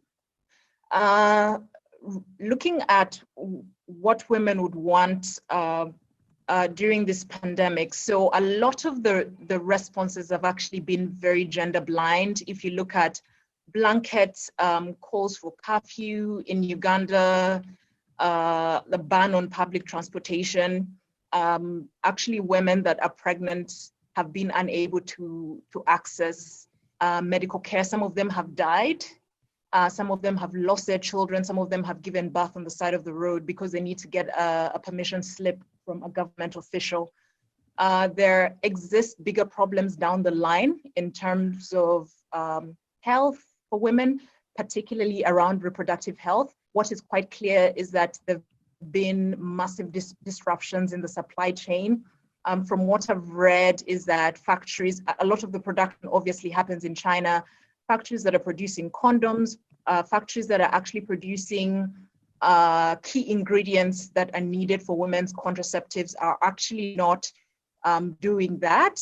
So there's been a disruption in that supply chain, which means that women are not having access to critical reproductive health services at this time, which means that down the line, we are going to have quite a number of unwanted pregnancies, and governments need to really be thinking about that. So when we're looking at the section reproductive health rights of women, in some regard, they might be considered non-essential, but this is something that in terms of response should be actually at the forefront of government response, because then there'll be a bigger issue to deal with much later. The other issue, some countries have done a good job and have actually initiated economic stimulus packages, and they have also provided economic relief for people that have lost jobs. That has not necessarily been the case in Uganda. There has been food distribution targeted mostly at what the government describes as the vulnerable poor. But as we spoke about the disruption in the informal sector that is populated by mostly women, there actually hasn't been any kind any kind of relief beyond that, which requires that at the back of our minds, as governments are planning and thinking about recovery programs and going ahead, there's going to be need for investment in social protection programs. So that is an area that has barely gotten any attention, such that, you know, if you lose your job, there are actually no unemployment benefits. The only social protection program that actually exists is Social Security benefits, which people only can access at the point of retirement when they're about 60. And that is not money that is accessible right now. And yet, so there is basically no social safety net at this point in time. There is no income relief, which is quite critical for women at this point. Lastly, there has actually been an uptick in cases of gender-based violence perpetrated against women because of the blanket lockdown.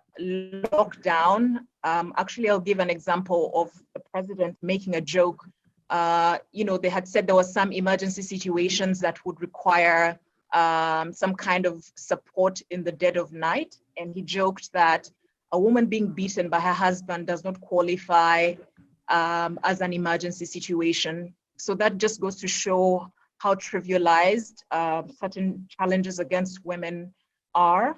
So there need to be hotlines that are dedicated and special support for women that are actually experiencing violence during this time, including availing legal support and making it an essential service, and making sure that there are actually hotlines available for women to be able to call when they need help, because we also know that this cycle, the psychological torture that women are undergoing is not going to go away just because the pandemic ends. So those are just some of the quick solutions I would think about, because I'm anxious that I'm going to go off again. So yeah, I'm happy we've had the good fortune of maintaining your connection with us. Thank you very much indeed for that. I think a very wholesome and very comprehensive need, although there's still a lot perhaps we could add to that. But the gender blind issue that you mentioned, I think you're very elusive about that. The problems that's going to be happening with reproductive health, as well as the need for social protection programs for women during this crisis. And sadly, the legal support they may need around some of the very gender-based violence that's going on as well at this time and at any other time. We're going to be moving on as the time takes us. And I think towards the end of our cast, we really want to be talking about the leadership, and I'm going to bring in brother Naba in Chicago here about, and really ask him as well about African leadership and how the diaspora can become involved in the leadership that's needed for that. And we're going to also touch on that with brother Riaz. But I'd like to go now to South Africa and Johannesburg, and perhaps to get an additional more information about the situation across border trade that's happening with women over there, and also the South African region or the Southern African region in general. Christabel, perhaps you've heard what Leah in Kampala had to say. Are many of those issues the same in Southern Africa, and are there any salient issues that we need to be concentrating when we look about the effects of Corona on the continent and indeed in Southern Africa? Perhaps you can look at some other issues that we need to be focusing on in that region. So thank you. I think the first thing is that in terms of looking at solutions is to relook the informal sector and the kind of support that the informal economy is receiving. I think this pandemic has really brought the key challenges that citizens are facing within that sector. And I think it's an opportunity for policymakers and even civil society organizations to start looking at what solutions and what kind of support can be provided to citizens that are working in the informal economy. Immediate support that then is obviously financial, and we need to come up with mechanisms in how resources can reach the women or men and migrants that are participating in the informal economy. The second aspect, I think, is around trade. Countries need to get back to doing trade, and the trade, cross-border trade and the trade sector is supporting a lot of poor and vulnerable groups within Southern Africa. So we now need to look at what kind of cross-border regulations need to be put in place. We need to look at new cross-border regulations, taking into consideration the pandemic and how traders can be protected, what kind of personal protection equipment do they need as they are moving from one border to another, and also looking at the borders themselves, what kind of sanitation and hygiene facilities are available for them. And I think it's an opportunity for countries within Southern Africa to now look at that and say, we have to continue to trade post this pandemic. And how can we improve that? Because it will benefit a lot of citizens that are still doing trade. I think the solutions need to be holistic. We need to tackle this apart from the financial and what policy interventions can be made, but we also need to have solutions at the community level, how we begin to engage citizens at the community level. What are the issues that the communities are facing in the context of this pandemic, and looking at the different groups, whether it be women or youth within the communities, and looking at what kind of mechanisms and support can they actually receive in that regard.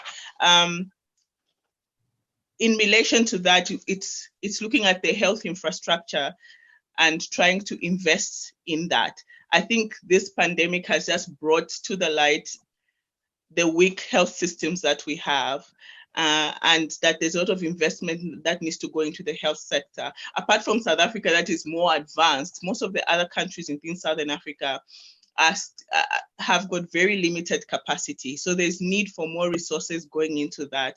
But I think it's really calling for joint response. This is the policymakers, civil society organizations, and a lot of information and data needs to go to inform the kind of policy responses that would result into addressing not only stopping the spread of this, but mitigating the impact on citizens.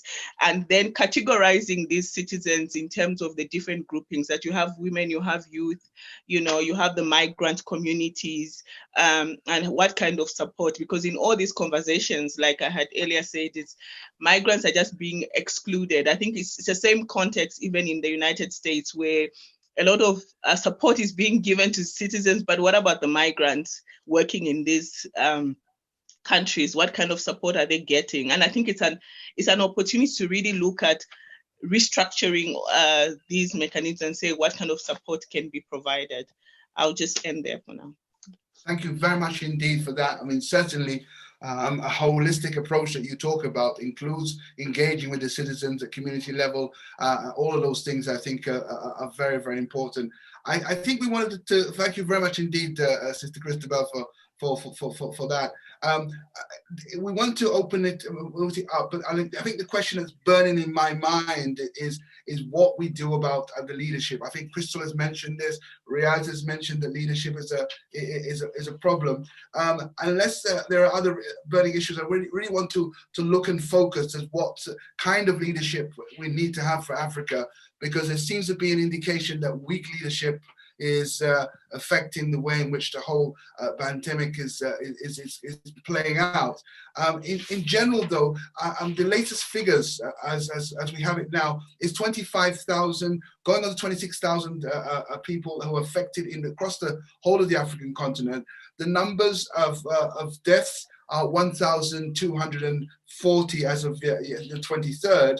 And the recovery is 6,968. And I think the interesting point, which has been said by Crystal again, there is this attitude that the Africans don't seem to be being affected as they perhaps should. I don't know whether that's a general feeling in the north, but certainly the elephant in the room is that things could get a lot worse and very, very quickly. We've seen this week only a 43% increase in the number of cases. Brother Ba, I want to come to you and perhaps hand things over to you in terms of looking at solutions around leadership and indeed where the diaspora can become involved in that. Perhaps we can open the floor with perhaps an introduction from yourself. Excellent. Thank you very much, Brother Khalil, for coming back to me. I want to make a quick comment before we go to our great panelists. One, I think we have to be clear as Black people that we are suffering from a global system of white supremacy. And that system operates on every level. It operates in every industry.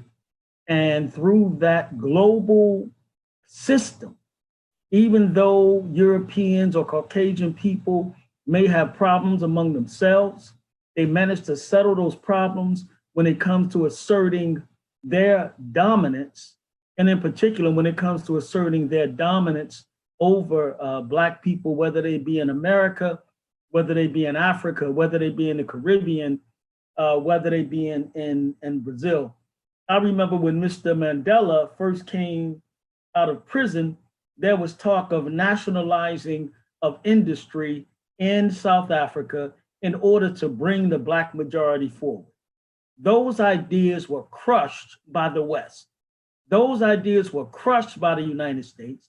Those ideas were crushed by Europe. Those ideas were crushed by Great Britain, and they forced Mr. Mandela to accept these free markets. And I'm sure our brothers and sisters in South Africa can speak more definitively, but the transfer of wealth from the white majority, from the white minority to the Black majority has yet to happen. I've even read at times, even about problems in Kenya, where land being owned by whites these many years after the so-called end of colonialism. So one of the things I would say is that we have to keep in mind that system, and we need leaders who are just simply not going to be afraid. And we as a people cannot allow these majority mainstream white, Caucasian, European, American news outlets to dominate our thinking or to dominate where we get our information or how we see our leaders. So let's go to South Africa, or let's see, is Leah still with us? Because I know you and Crystal may not be with us much longer. Leah, let's come to you. What are your thoughts on leadership and what should be done in terms of leadership in Africa, even if they have to challenge some of the prevailing thoughts and the prevailing ideologies? Leah, can you comment? Does Leah need to be unmuted?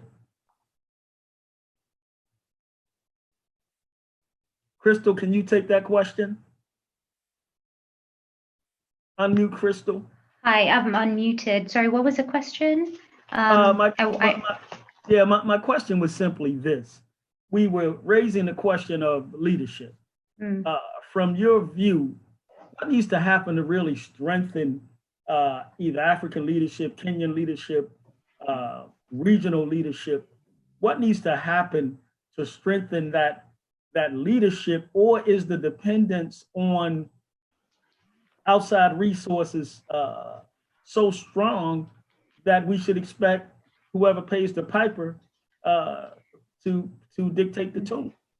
I think we have to, thank you. I think we have to remember our historical context and how intersected or dependent our economies have been to the West, and that aid dependency, debt dependentness as well, has had an impact on how we structure our economies, but most definitely on our political leadership and our leadership in general. There seems to be an apartheid in the global governance of economies, where African countries and our leaders are not represented in spaces of decision making. Leah spoke about illicit financial flows. The OECD really makes rules and frameworks around tax, and Africa doesn't sit at those tables, but yet we're supposed to implement the decisions of those bodies without having any input into them. And that's a huge problem. When we have no agency in global fora and decision-making spaces? What does that mean for national, regional, and sub-regional leadership? But however, in terms of leadership on the continent, you can see it emerging in different ways. African member states have put money into a COVID crisis fund with the Africa CDC as well, that was set up in 2016 after the Ebola crisis, has been doing quite a bit. They might not be as good in terms of communication, but they are doing quite a bit in terms of coordinating response amongst African countries. The African Union, through Ramaphosa, the president of the AU, has appealed to the big manufacturing countries, Egypt, South Africa, and Nigeria, to begin manufacturing PPP kits and masks. Kenya is already producing for our own internal consumption, but the African Union has appealed to the mega manufacturing countries to begin producing PPPs for other African countries that can't produce them. So this is definitely an act of solidarity. The regional bodies, IGAD, ECOWAS, SADC, are having regional conversations in terms of how they can help. Just recently, IGAD staff contributed to a fund that donated $100,000 each from staff contributions to each Ministry of Health within the countries they exist in. So we also need to think about how current national problems have global dynamics to the solutions, and what does that mean in terms of leadership in our respective countries when our countries aren't able to push for a certain fora. But definitely in terms of what one of the speakers previously said, the African Union definitely needs to do a lot more in terms of bringing together African countries to be able to speak in one voice. So for example, in terms of testing kits, in the absence of a vaccine, mass testing has been seen as one of the most viable ways that we can begin to beat this virus. We don't have the capacity to make the testing kits in most of our African countries. And what does that mean? How do we advocate as a collective of Africa to demand for a quota of testing kits from the global supply chain, acknowledging that even as we face a food insecurity on the continent, Kenya is still exporting food to the UK. And what does that mean? And what does that mean for our local supply chains and our food supply chains, especially as we're facing, a locust invasion, and what that means for our food production. So in terms of leadership, again, it's a complicated and complex web.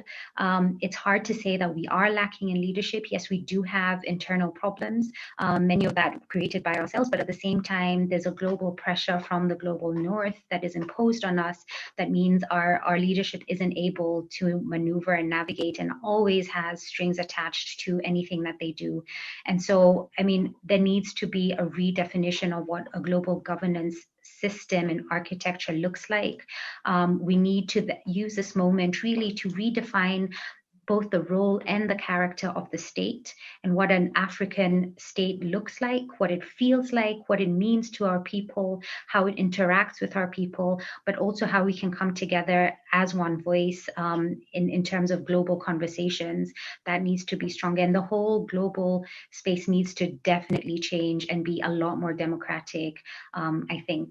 Thank you. Hey, Naba, can Charles or Khalil Charles, because he's been recently writing about what's happening in North Africa, especially as it relates to Sudan.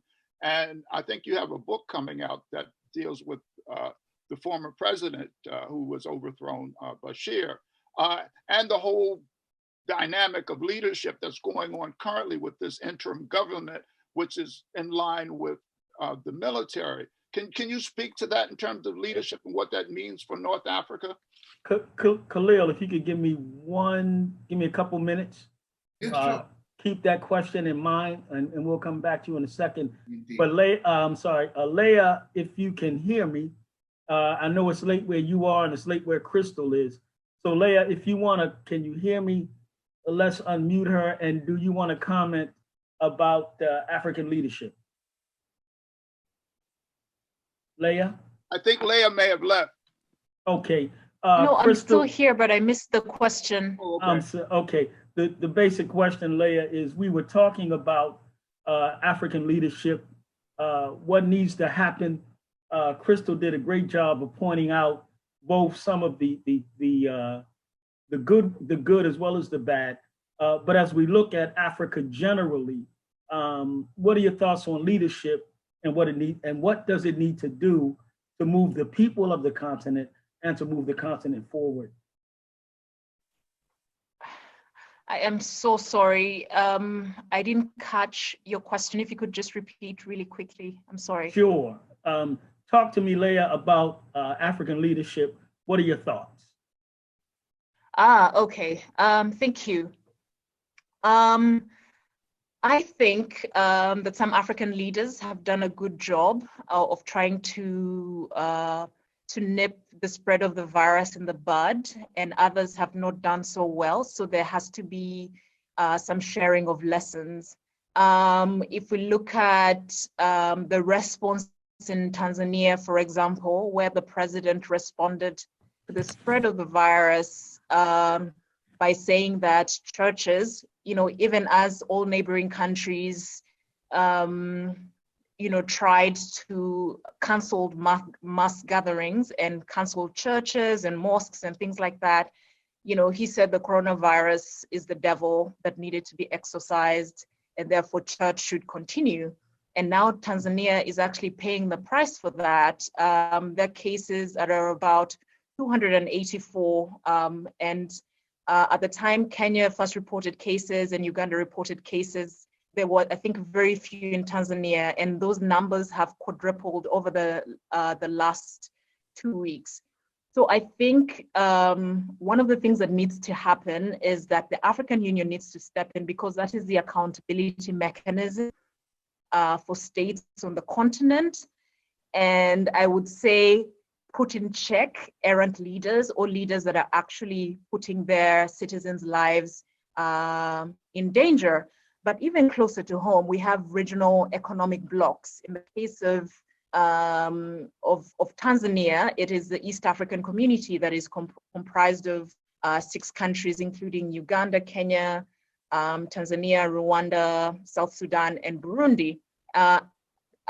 Just like I said at the beginning of the webinar, that we are only as healthy as our nearest neighbor, which means that if there's certain countries that are not doing due diligence, it means that everybody else is exposed and we're all in danger. So I feel that other states that have always stepped in times of war to negotiate peace processes and things like that should exercise that leadership and try to hold other leaders on the continent accountable.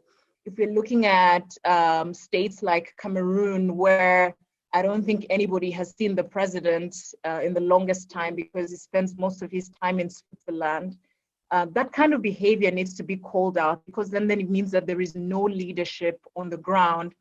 And now more than ever, people need a sense of direction, a sense of hope. They need people to be able, they need a reassuring voice. And that is usually entrusted in the head of state. People need to hear from an ultimate authority to say that everything is going to be fine and this is what you actually need to do. So I think that is one of the critical gaps that is there. So in order to fill it, we need to have a collective response policy that will allow other states that are not doing so well to actually pick up some key lessons from others. Very good. Leah, I know, again, it's late where you are and it's late where Crystal is.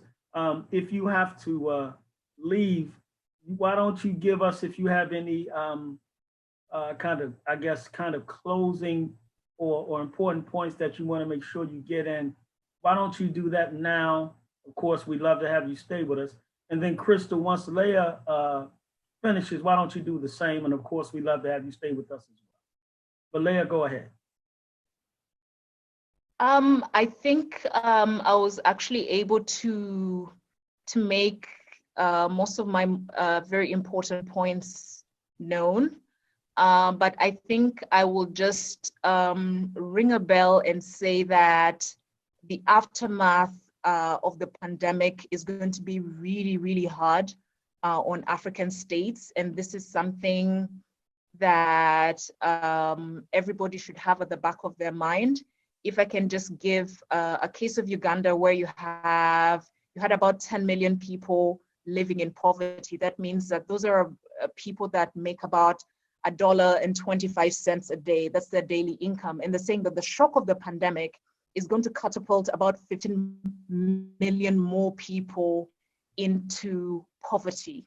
Because just because the economy opens does not mean that everything is going to spring back to life. People are still going to have a lot of debt. People are not going to have any money to actually spend even when the shops open. So it means that there is going to be there's a real big need for relief. So it means that there's going to be a need for international solidarity, because some of our economies are not as big as others. And yet the need is great, but also without our economies, because Africa has become the new marketplace, the economies in the global north cannot necessarily survive, because they're coming here for cheap labor, they're coming here for raw materials. So my parting shot would be that there's going to be need for international solidarity and for countries that actually have more to help where they can, because things are actually about to get worse, even if the number of cases in Africa do not necessarily go up. Thank you. Very good. Leah, thank you for reporting into us from Uganda, and we hope we can do this again if you have to leave. Crystal, in Kenya, why don't you kind of give us your closing remarks or your parting shot, if you will? Yeah, I can be pessimistic many a time, but I'm really trying to lean on the side of optimism for this one. I'll quote something that somebody said that I'm not too sure who said it, but it really resonates with me. And they said, we can't go back to normal because normal was the problem. And so I think this is a moment in time that we really need to take advantage of as a continent, as the people of Africa. And we can't miss this moment in being able to reimagine a lot of things, reimagine what debt looks like, reimagine the role and the character of our state, reimagine our space and position in a global economy, reimagine what economies should be about and how to put people at the heart of it, and not just focus on the figures and the numbers, but really make our economies and our leadership work for the people of this continent. And so as much as I know we've got a very hard road ahead, we have a moment in time that we cannot miss to make sure that we really are working to reimagine and push a global dynamic, especially now when everybody is going through such a crisis, to think things through and to see things very differently. This virus is also pushing us, I feel, to take stock, to stop, take stock of what we're happening, to move away with this obsession of growth that has been so harmful for both planet and people. The current state of neoliberalist capitalist economies always need something to subsidize it. A lot of the time that's women's bodies, women's labor, but also the global south and specifically African countries and the region as a whole to uphold, the wealth of the world. I think Africa produces over 60% of produce and labor to the global economy, but we only accrue less than 5% of global wealth, and this inequality needs to change. There can't be 1% of the population that holds so much wealth with 6 white men worth more than most of the African women on the continent. So this is a time to pause, to stop, to really think about what we're doing to our people, to our planet. And it gives us, like I said, a moment to reimagine things. And I hope we can take this, and I hope we're brave enough and bold enough and audacious enough to really rethink and reimagine a new world after this, because it'll have to be. Thank you. Crystal, thank you very much for giving us your view from Nairobi. If you can stay, we'd love to have you stay, but if not, thank you for your contribution. We look forward to working with you in the future. So let's go now to Khalil Charles. And Khalil, you can pick up that question about leadership, in particular in North Africa. After Khalil finishes, Dr. Sila, we'd like to come back to you, and you can deal with that same question about African leadership, whether you're talking about monetary sovereignty or any other subject. But Khalil, go ahead. Let's unmute Khalil. Yeah, sure. Thank you, Brother Abba, for that. The situation that was prompted us to look at in terms of leadership For 30 years on the continent, you had a leader who came in through a military coup and who, in a sense, the positive side was there was an independence about the leadership that Omar Bashir had, in the sense that he wasn't dependent, on the former colonial powers, and used to try and play the colonial powers off against each other. I've just written a book about his leadership, but unfortunately, the leadership was not a problem globally. The leadership was inside of Sudan, and indeed, the things that we talk about in terms of giving people direction and hope. That's some of the things that, as an African leader, direction and hope he fell down on. And the situation of crisis in leadership has meant that the military and the civilians are trying to put a pact together, which means there's hope for some kind of democratization of Sudan, but without resources, without backing, without donor support, without investment. It's really a pipe dream in a sense, because they don't have the wherewithal to make things happen. And on the negative of all of that is two countries, Saudi Arabia and the United Arab Emirates, that really are looking for Sudan to do their bidding. They're bidding around the Zionist Israeli state, as well as they're bidding for the United States of America. And sadly, it means that much of what was done in terms of resistance is now being rolled back and pulled back. So there is this discrepancy still going on, and economically things haven't changed. And coronavirus, in some ways, have saved the government, because it meant they've come together and tried to put a plan to solve it for people. But indeed, most people are still suffering economically in that region. My book, inshallah, will be out in the next months or so, looking at the last 2 years of Omar Bashir, the African leader. And the irony of all of that, I don't know if I wanted to keep you too long on that, but the irony of all of that was he was a man that was told that he should be sentenced by the International Criminal Court, and that, in a sense, emboldened him rather than made him feel as though he had a problem. It was that turning point that emboldened him to continue to stay on and hang on to power and clinging on to that to those notions. So going back to the present, as it were now, because Dr. Sila, you made a very important point about monetary sovereignty.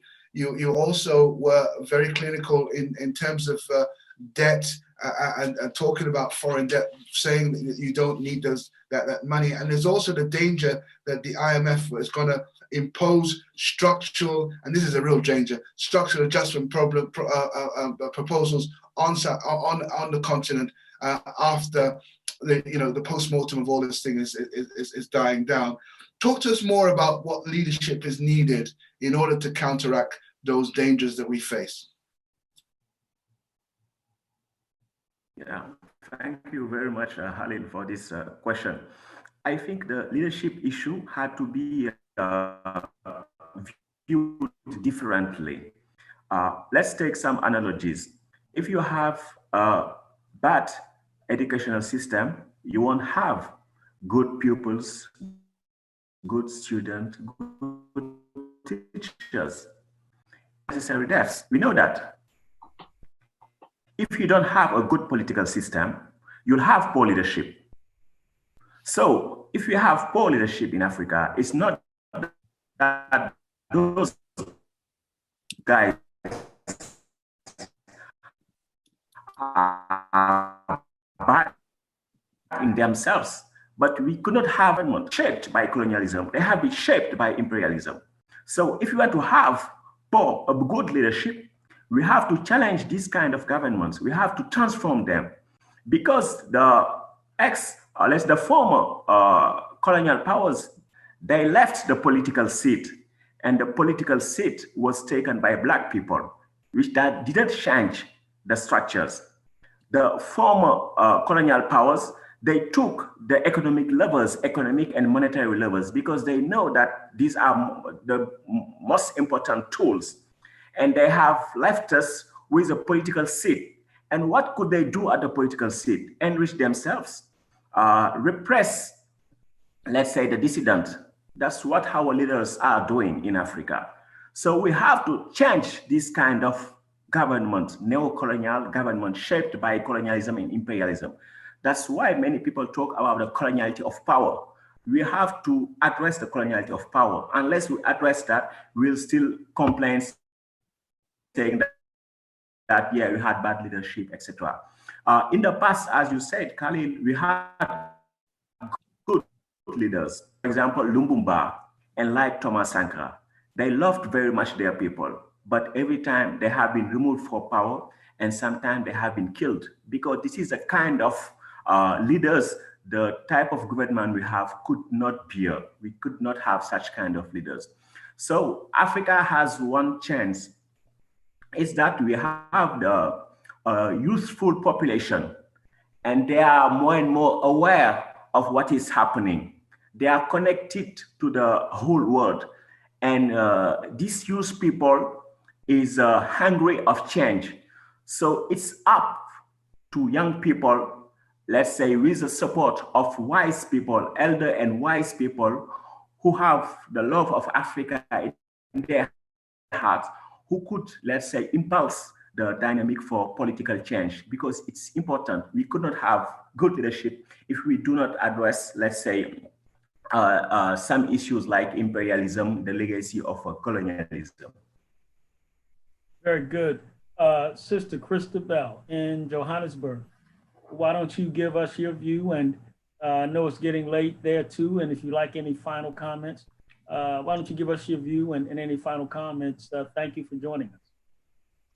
Yeah, thank you. I just want to thank everybody. I think this has been great, and I'm looking forward to more conversations on Africa. Just in closing, and before I leave the meeting, I just wanted to say that I think the pandemic has created an opportunity for African countries to look within ourselves and to say, what can we do better? And what are the opportunities? One clear opportunity when we talk about leadership is implementing the Africa Continental Free Trade Agreement, which has been adopted by most African countries, which will address one of the key challenges is that within Africa, we don't trade amongst ourselves. As we only trade at the intra-Africa trade is only almost 20%. And our dependence is in exporting to Asian countries and European countries. And the effect of the pandemic has been that we've been unable to export. The commodity prices have gone down. So now is the opportunity to say, let's look within and say, can we trade amongst ourselves and create those avenues, remove all the trade barriers, and look at what are our comparative advantages and how do we invest in those so that we can improve our trade. And that will contribute significantly to economic growth. So the pandemic has really created an opportunity for African countries to look. I am optimistic of the future.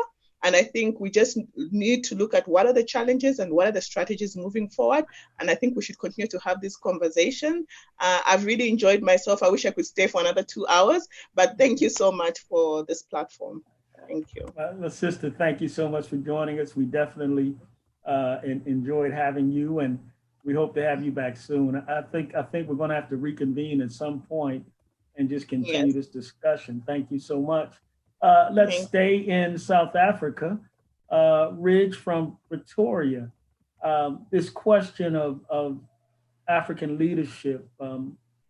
What are your thoughts? And I don't want to kind of frame your response, but to me, I don't think you can talk about African leadership without talking about some of the points that Dr. Sila made about in terms of systems. He talked about some of the great leaders, but we know Sankara and Nkrumah, Lumumba, they were not just removed. They were removed generally under the direction, the planning, the plotting, the support of the United States. So there was a hidden hand in the destruction of these great leaders.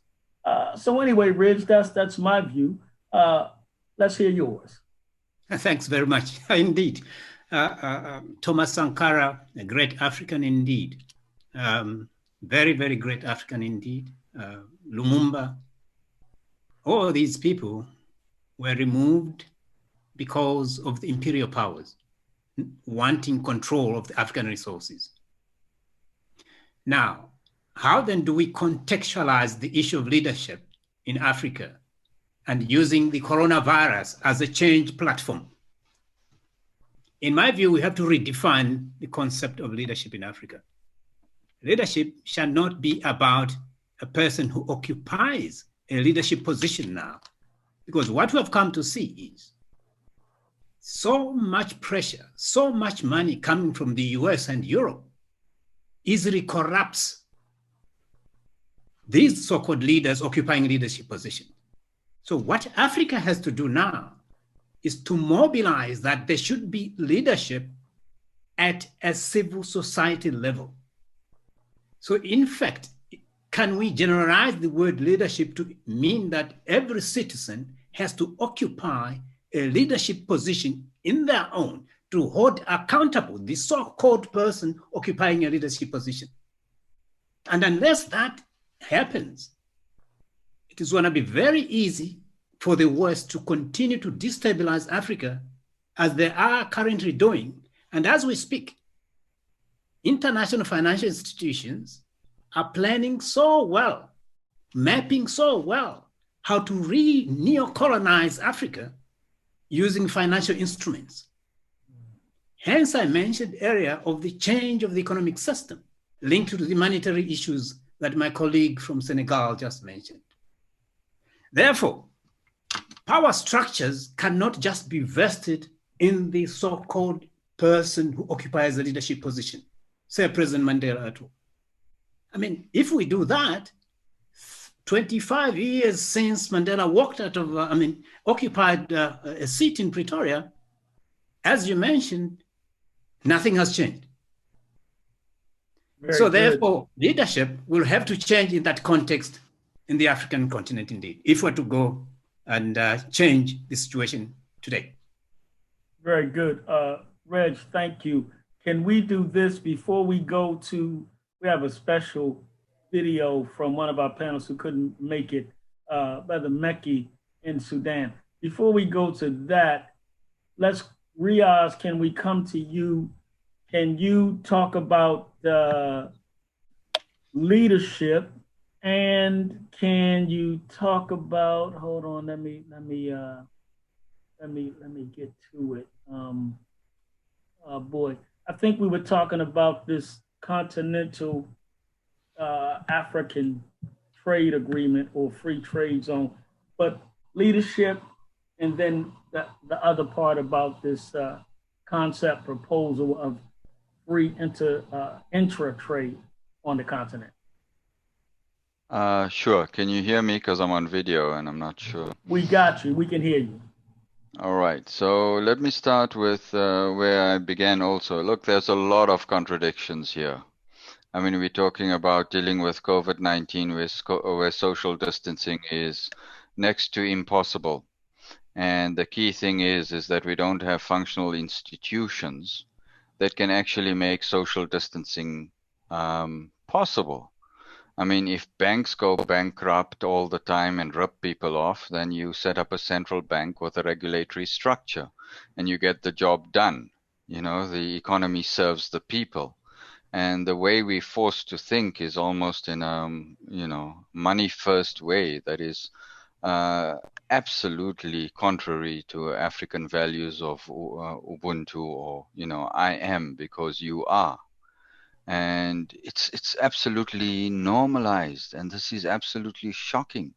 I mean, the UK had measles, so they set up the National Health Service, and figured out the rubella vaccine and got it right. So it's people first, and people drive the economy. So that's the perspective we need to take.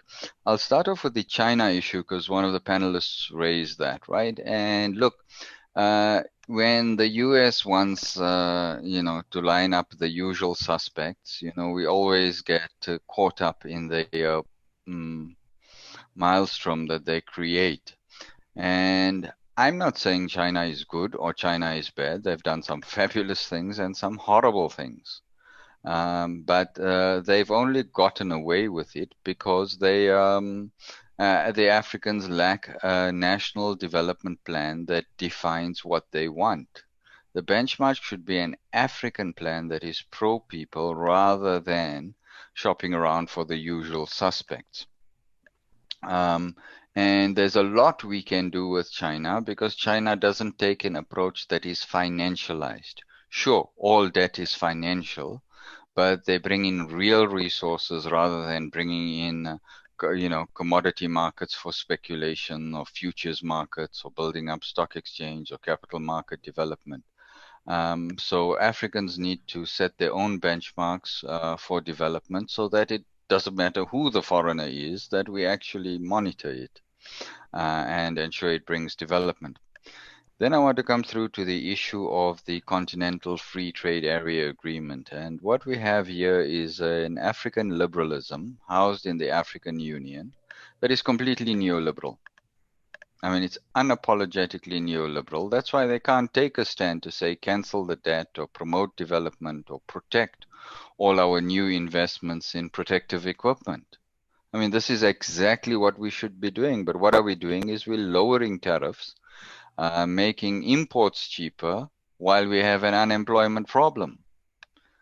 A sensible leadership from the African Union would be to say that the previous approach of reducing tariffs and reducing protection for the goods we produce must be reviewed. All health products now must be produced under protection of tariffs, and the Continental Free Trade Area is against that.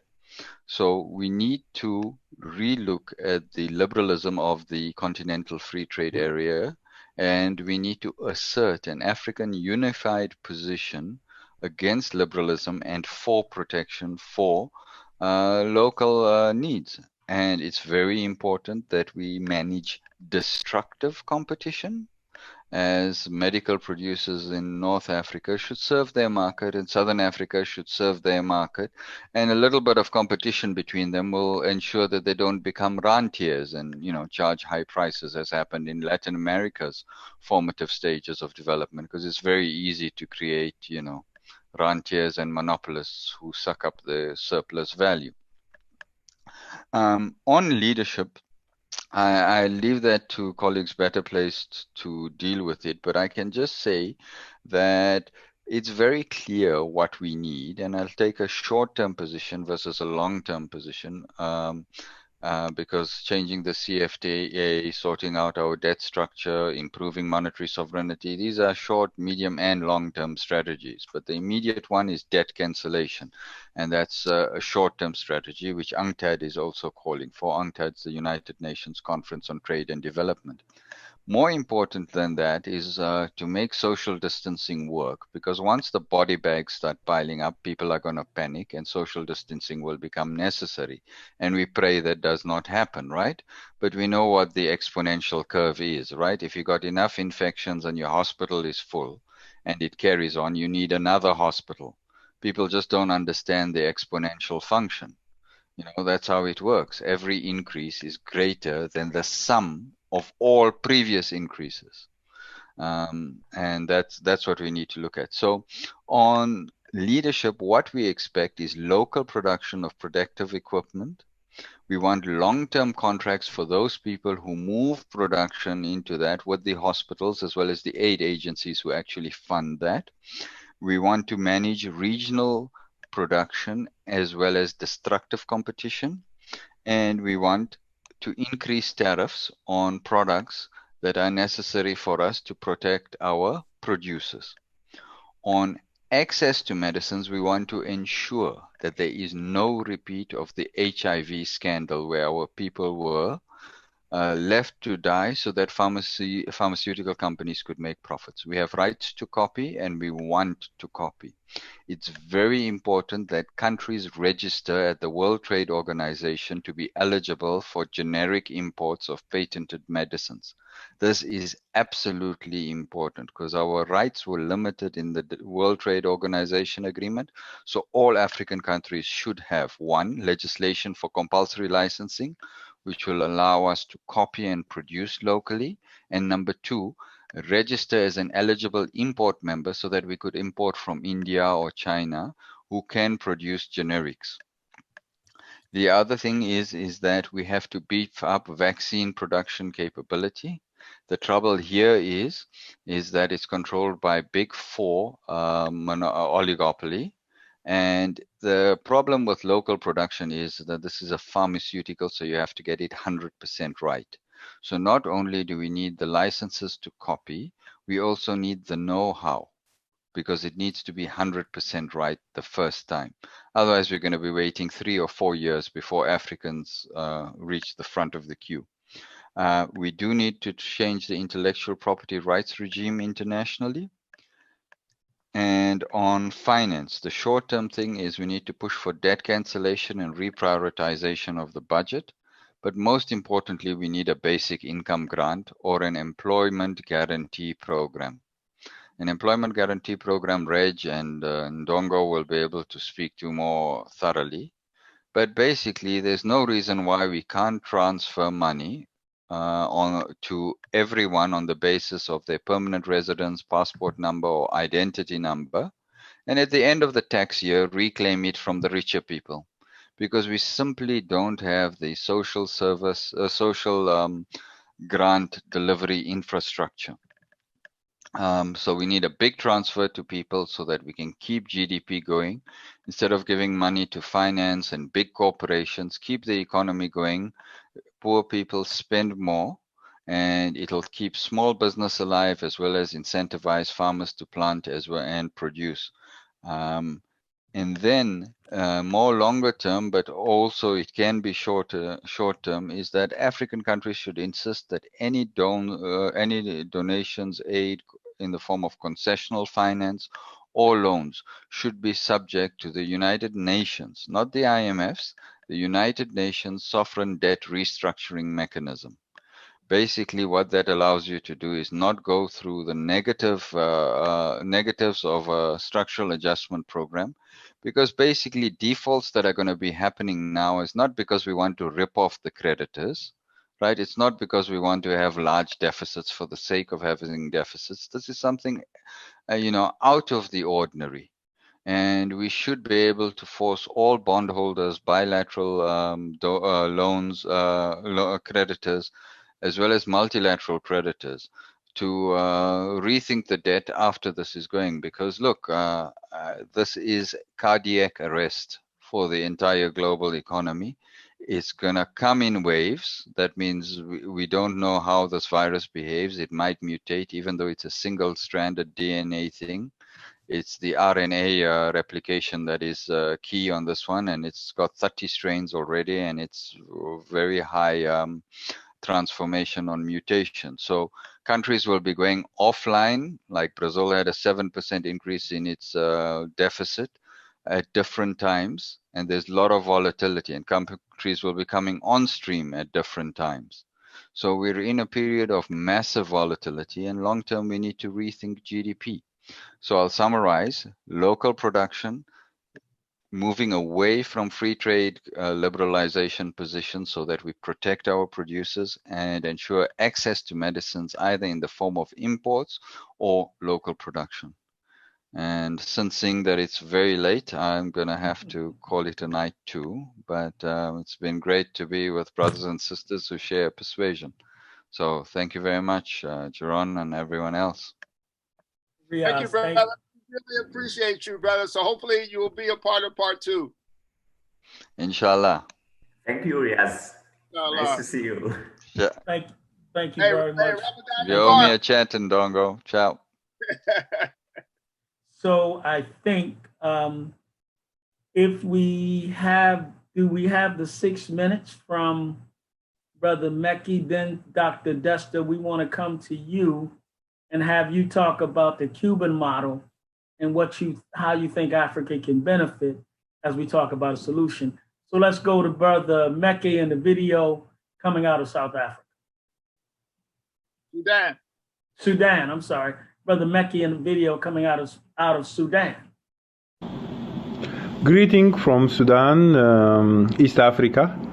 And thanks for final call for this conference, and peace be upon all the participants and the guests and the audience in this conference, and happy Easter and Ramadan Kareem.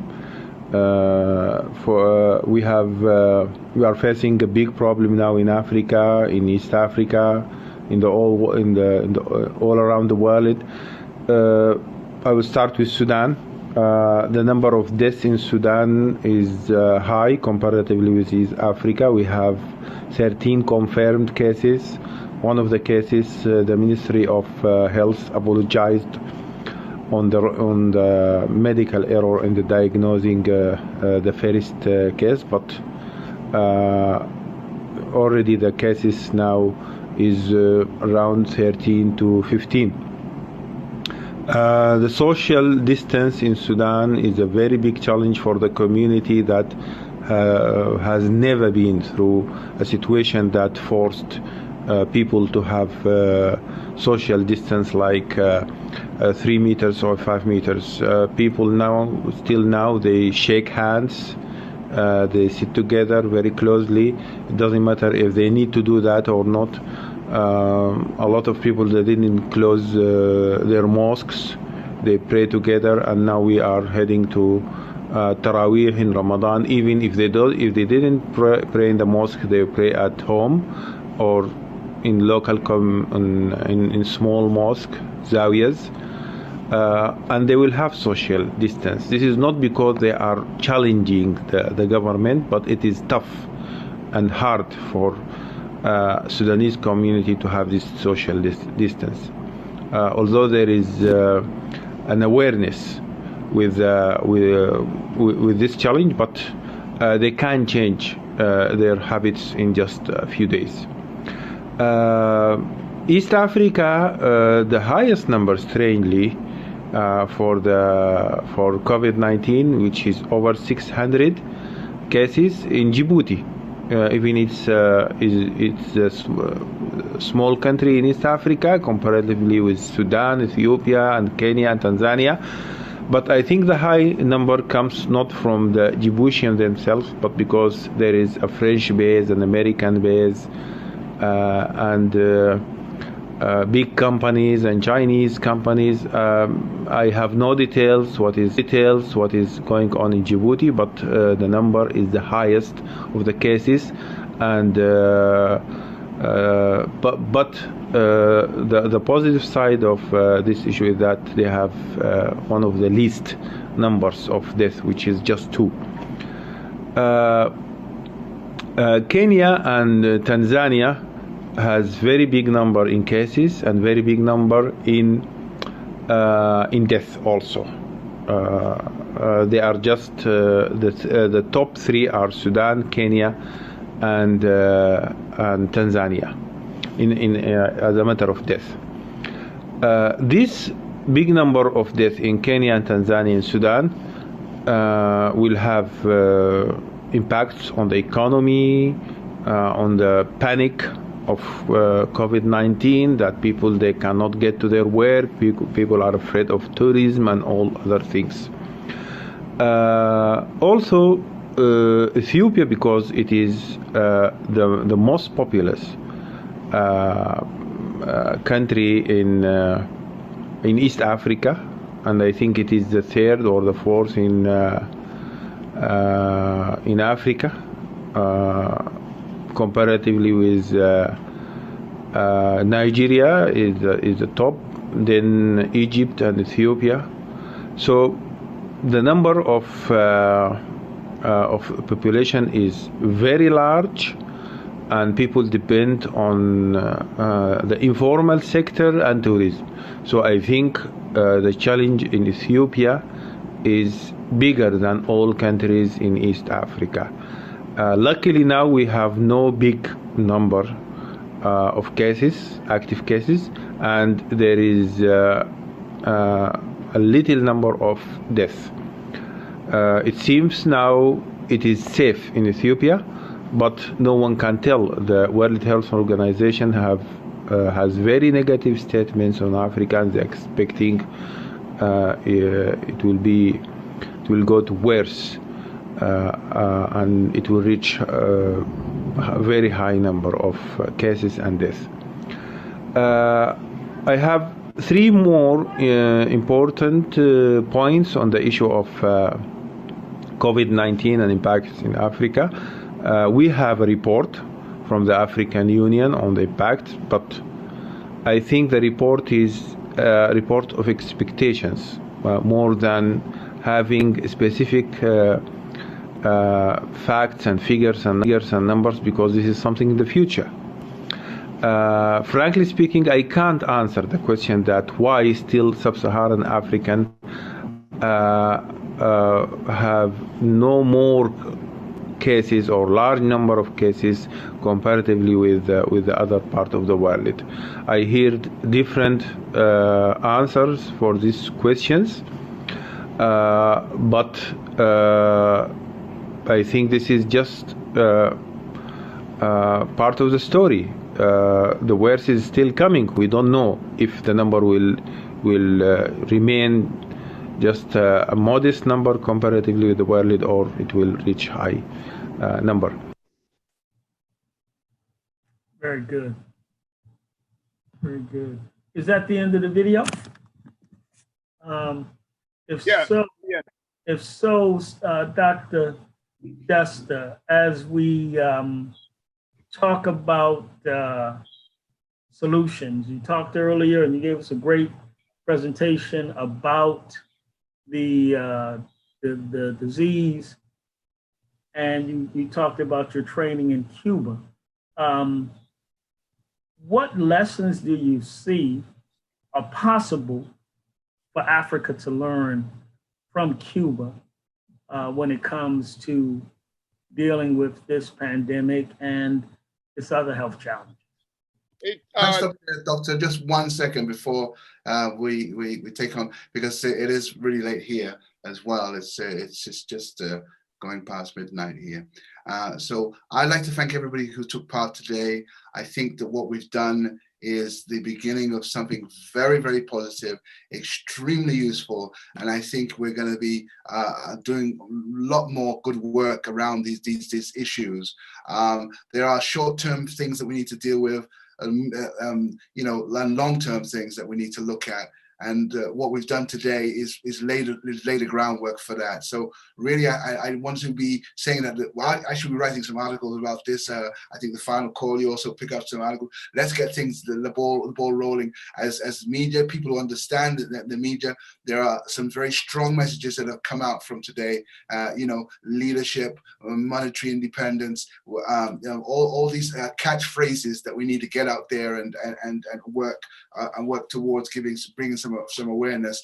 And I look forward to working again with everybody again to bring up some other issues around the continent. So thanks very much indeed from Istanbul. I'd like to say good night. Thanks very much, and we look forward now to hearing from Dr. Desta. Thanks very much indeed for your presentation at the beginning, and the solution. Dr. Desta, if we could get you to hold on 1 second. First of all, Khalil, man, we're looking forward to having you write something for the final call, whether it's news or analysis or perspective. That actually goes for all of our panelists. Reg, we know it's also getting late. You want to give closing comments, and then we'll move into Dr. Desta, okay? Indeed. Yeah, thanks indeed, colleagues. It has been a pleasure being here. But I think what is important also from you Africans in the diaspora is the need to continue the connection with the continent and giving us bits and pieces of advice that you reckon may be of importance to execute the new path, if you want, from Corona going forward. It's very important. We can, of course, develop our own systems here, but why not use the brains that sit right across the world, in Brazil, in the US, in Cuba, and name everywhere else. We look ahead to rejoining you again. Thanks very much. Thanks, Reg. We look forward to hearing from you as well. Dr. Desta, can we hear from you? And Dr. Sila, I'm hoping, I know it's probably getting late where you are, but I'm hoping you can hang out with us for a minute, okay? Thanks, Reg. Dr. Desta, go ahead. Yes, sir. So that was a great question, Brother Nabra. Africa, like Cuba and some of the vulnerable populations here in the cities in the U.S., have a very critical issue when it not only deals with access to medical care, but also this whole thing about social distancing, especially when it relates to the social structure and living situation with many of the vulnerable populations. Cuba, one thing that Cuba has done, which I feel needs to be modeled throughout the world, is putting more resources and money into disease prevention at a community level. There needs to be a mobilization of healthcare workers that are there, right there in the community. The consultorios or the clinics are right there in the community in Cuba. They're plentiful. Like you see liquor stores on the every corner in the inner cities of here in the States. You see medical clinics, and these clinics, they're what we call guardians of health. They do an active surveillance of what's going on in the community. And prior to an epidemic or pandemic that happens, the medical personnel in that community already knows who are the vulnerable and already have action plans for these people. And so that's, I would say, my take home as far as take home lesson, where here in the United States, a lot of money is spent on a more specialized form of healthcare, where there's not a lot of money directed towards primary care and disease prevention. And then also I wanted to state the medical community now more than ever globally needs to adopt the spirit of medical internationalism that Cuba has. If there are medical things specifically where it relates to medications, treatment plans, this needs to be shared globally with other countries as well. People are dying, especially those in the most vulnerable populations from COVID-19. And it needs to be known that Cuba has a medication, interferon alpha 2B, that has shown to be a successful treatment option for people with HIV and people with COVID-19. And unfortunately, due to the embargo that the US has on Cuba, it's hard for the medical community to get access to this treatment for the most vulnerable in their population. So I think that needs to happen as well. Dr. Desta, I'm going to stay with you. Dr. Sila, think about whatever point you would like to make, because I'm going to toss maybe a couple more questions to Dr. Desta, then we'll come to you. I don't know how much more time you all have, but I've got plenty. So Dr. Desta, in talking about, excuse me. Yeah. Sila has to leave. Can you? Sila has to leave. Final sure. statement so that he can make his statement, and then absolutely. Dr. Desta. Dr. Sila, why don't you give us your closing remarks, if you will? Thank you so much, and I definitely need to talk to you about this. I don't know if you call it monetary independence or currency sovereignty. That's definitely something we need to talk about. But go ahead, please, with your closing remarks. Yeah, I would just like to thank you, all of you, Naba, Jaron, all the technical staff, Dr. Desta, and all the panelists. It has been really interesting to have such kind of exchanges. And I really look forward to new episodes, because what we have done today is not something to be minimized.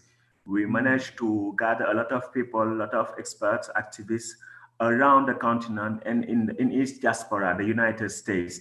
So it's really important that Africa connects with its diaspora. And today we achieved something like that, and we have to push forward, because change will come from this type of gathering. So I can only thank you, all of you, the final call, for this initiative, and I will be available for future episodes. It has been really a privilege for me to participate in this gathering. Thanks, Thank and you don't very much. go. Talk to you soon. Talk to you soon, brother.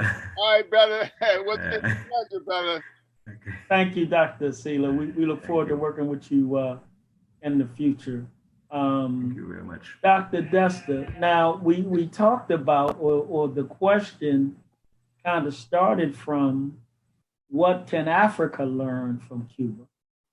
But yesterday, and for the last couple of days, the head of the CDC has talked about his expectation that there will be a second round of this coronavirus coming in the fall. And he has said that this second round of coronavirus combined with the reemergence of the flu, he said will be worse. So I guess, and then yesterday, the president talked about monies that he said would be going, or monies that would be targeted at Black communities and quote unquote disadvantaged communities. So we plan on looking into that. But what are lessons that Black America, places like Chicago, where 70% of the people who are dying are Black, right in the neighborhood that I live in, South Shore in Chicago, about 90% Black. And you know, we've had a significant number of deaths. What can Black people learn from Cuba? And what should our political leaders and others be asking for, even in some kind of pilot project or something? Great question. Well, right now we can't wait for leaders in government, CDC, to dictate a plan that needs to go on in our community, because people are dying at alarming numbers, and mostly Black and brown. And so what we need to do is mobilize our medical professionals and professionals across the board, social workers, epidemiologists. We have the expertise in our community, and we just need to come together as a unified front and set up some sort of targeted plan that would be able to use within all communities within the states here. There's an organization based out of New York, Dr. Melissa Barber. She is also a graduate from the medical school in Cuba. They're launching a campaign, and this campaign is about the possible upliftment of the restriction or trade embargo between Cuba, the United States has against Cuba. This campaign they're calling for will allow US, Cuba, and Canada medical collaboration, including inviting Cuban medical brigades to provide direct medical assistance and or to provide advice and guidance in treating COVID-19. Number two, incorporating Cuba's interferon alpha 2B recombinant in clinical trials here in the United States and Canada, and the granting of the US Food and Drug Administration approval for Cuba's interferon alpha 2 drug. Number three, they're calling for ending US economic and travel sanctions against Cuba, including its extraterritorial nature and the attempts to stop all other countries accepting Cuban medical brigades and assistance, and all ongoing measures that prevent Cuba assessing and importing medical equipment and medicines to confront COVID-19 on the island's nation. So this campaign is about to launch, and if you want to endorse it, you can go to saving-lives@us-cubanormalization.org and just click on that link. And we're trying to just mobilize and organize in our communities so we can take action on our own, because as we learned in the past, nothing is going to happen. It's the same thing over and over again, that, you know, our communities are the ones that like the old saying, when America catches a cold, Black America gets pneumonia. And it's true.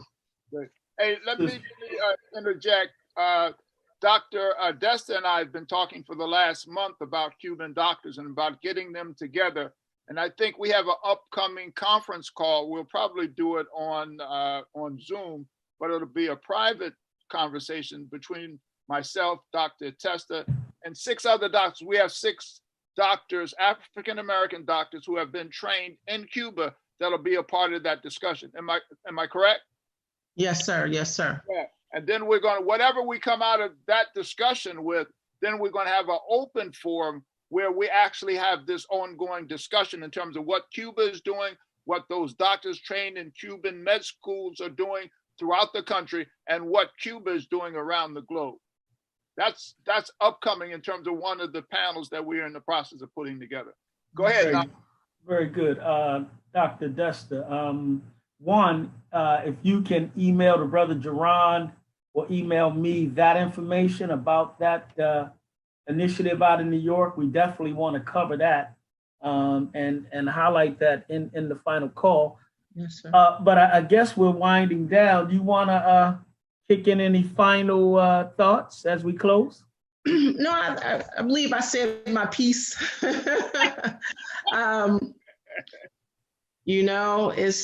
We're living in unprecedented times, and we have to definitely mobilize, organize, and prepare ourselves for the worst. And I think this is a good start, being able to get like minds together and discuss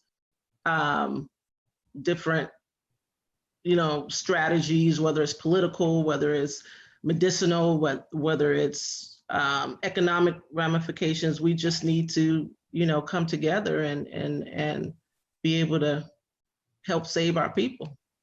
Very good. Thank you so much. We really look forward to continuing to keep you involved in this discussion.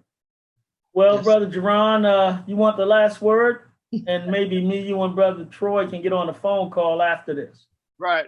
Okay. And we want to thank Brother Troy for behind the scenes working his magic. He's been there from the beginning of this. So we really appreciate Brother Troy. And also Brother Eli, who did the flyer, the graphic design, and helped put it in the current edition of the final call. So thank those brothers behind the scene and the people who are tweeting this out, Brother Touré and Sister, what's her name?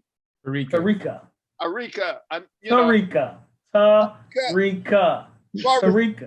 Stop messing up people's names. Always messing up people's names. That goes with the territory.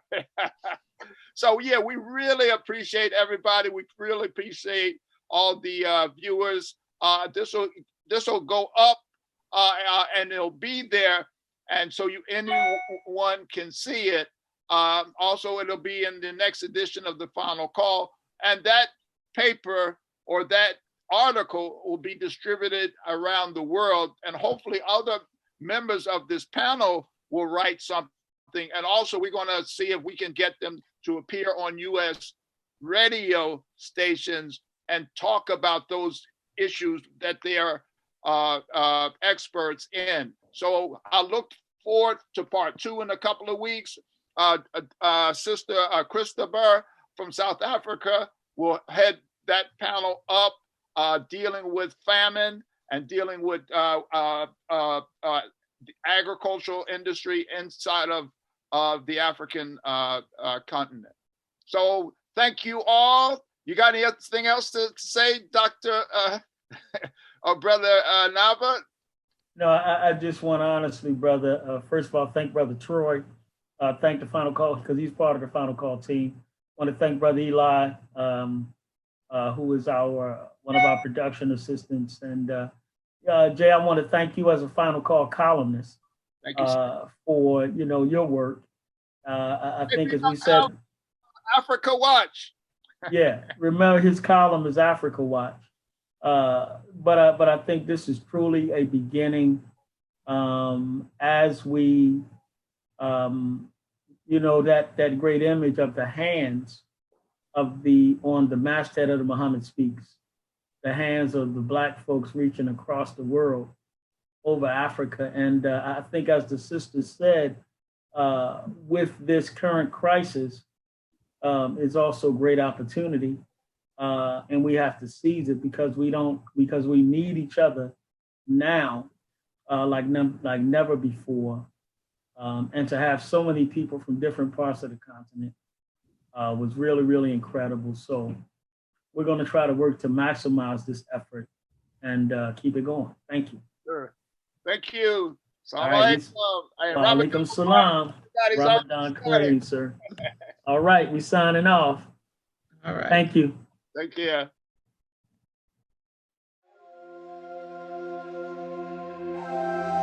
So music studio.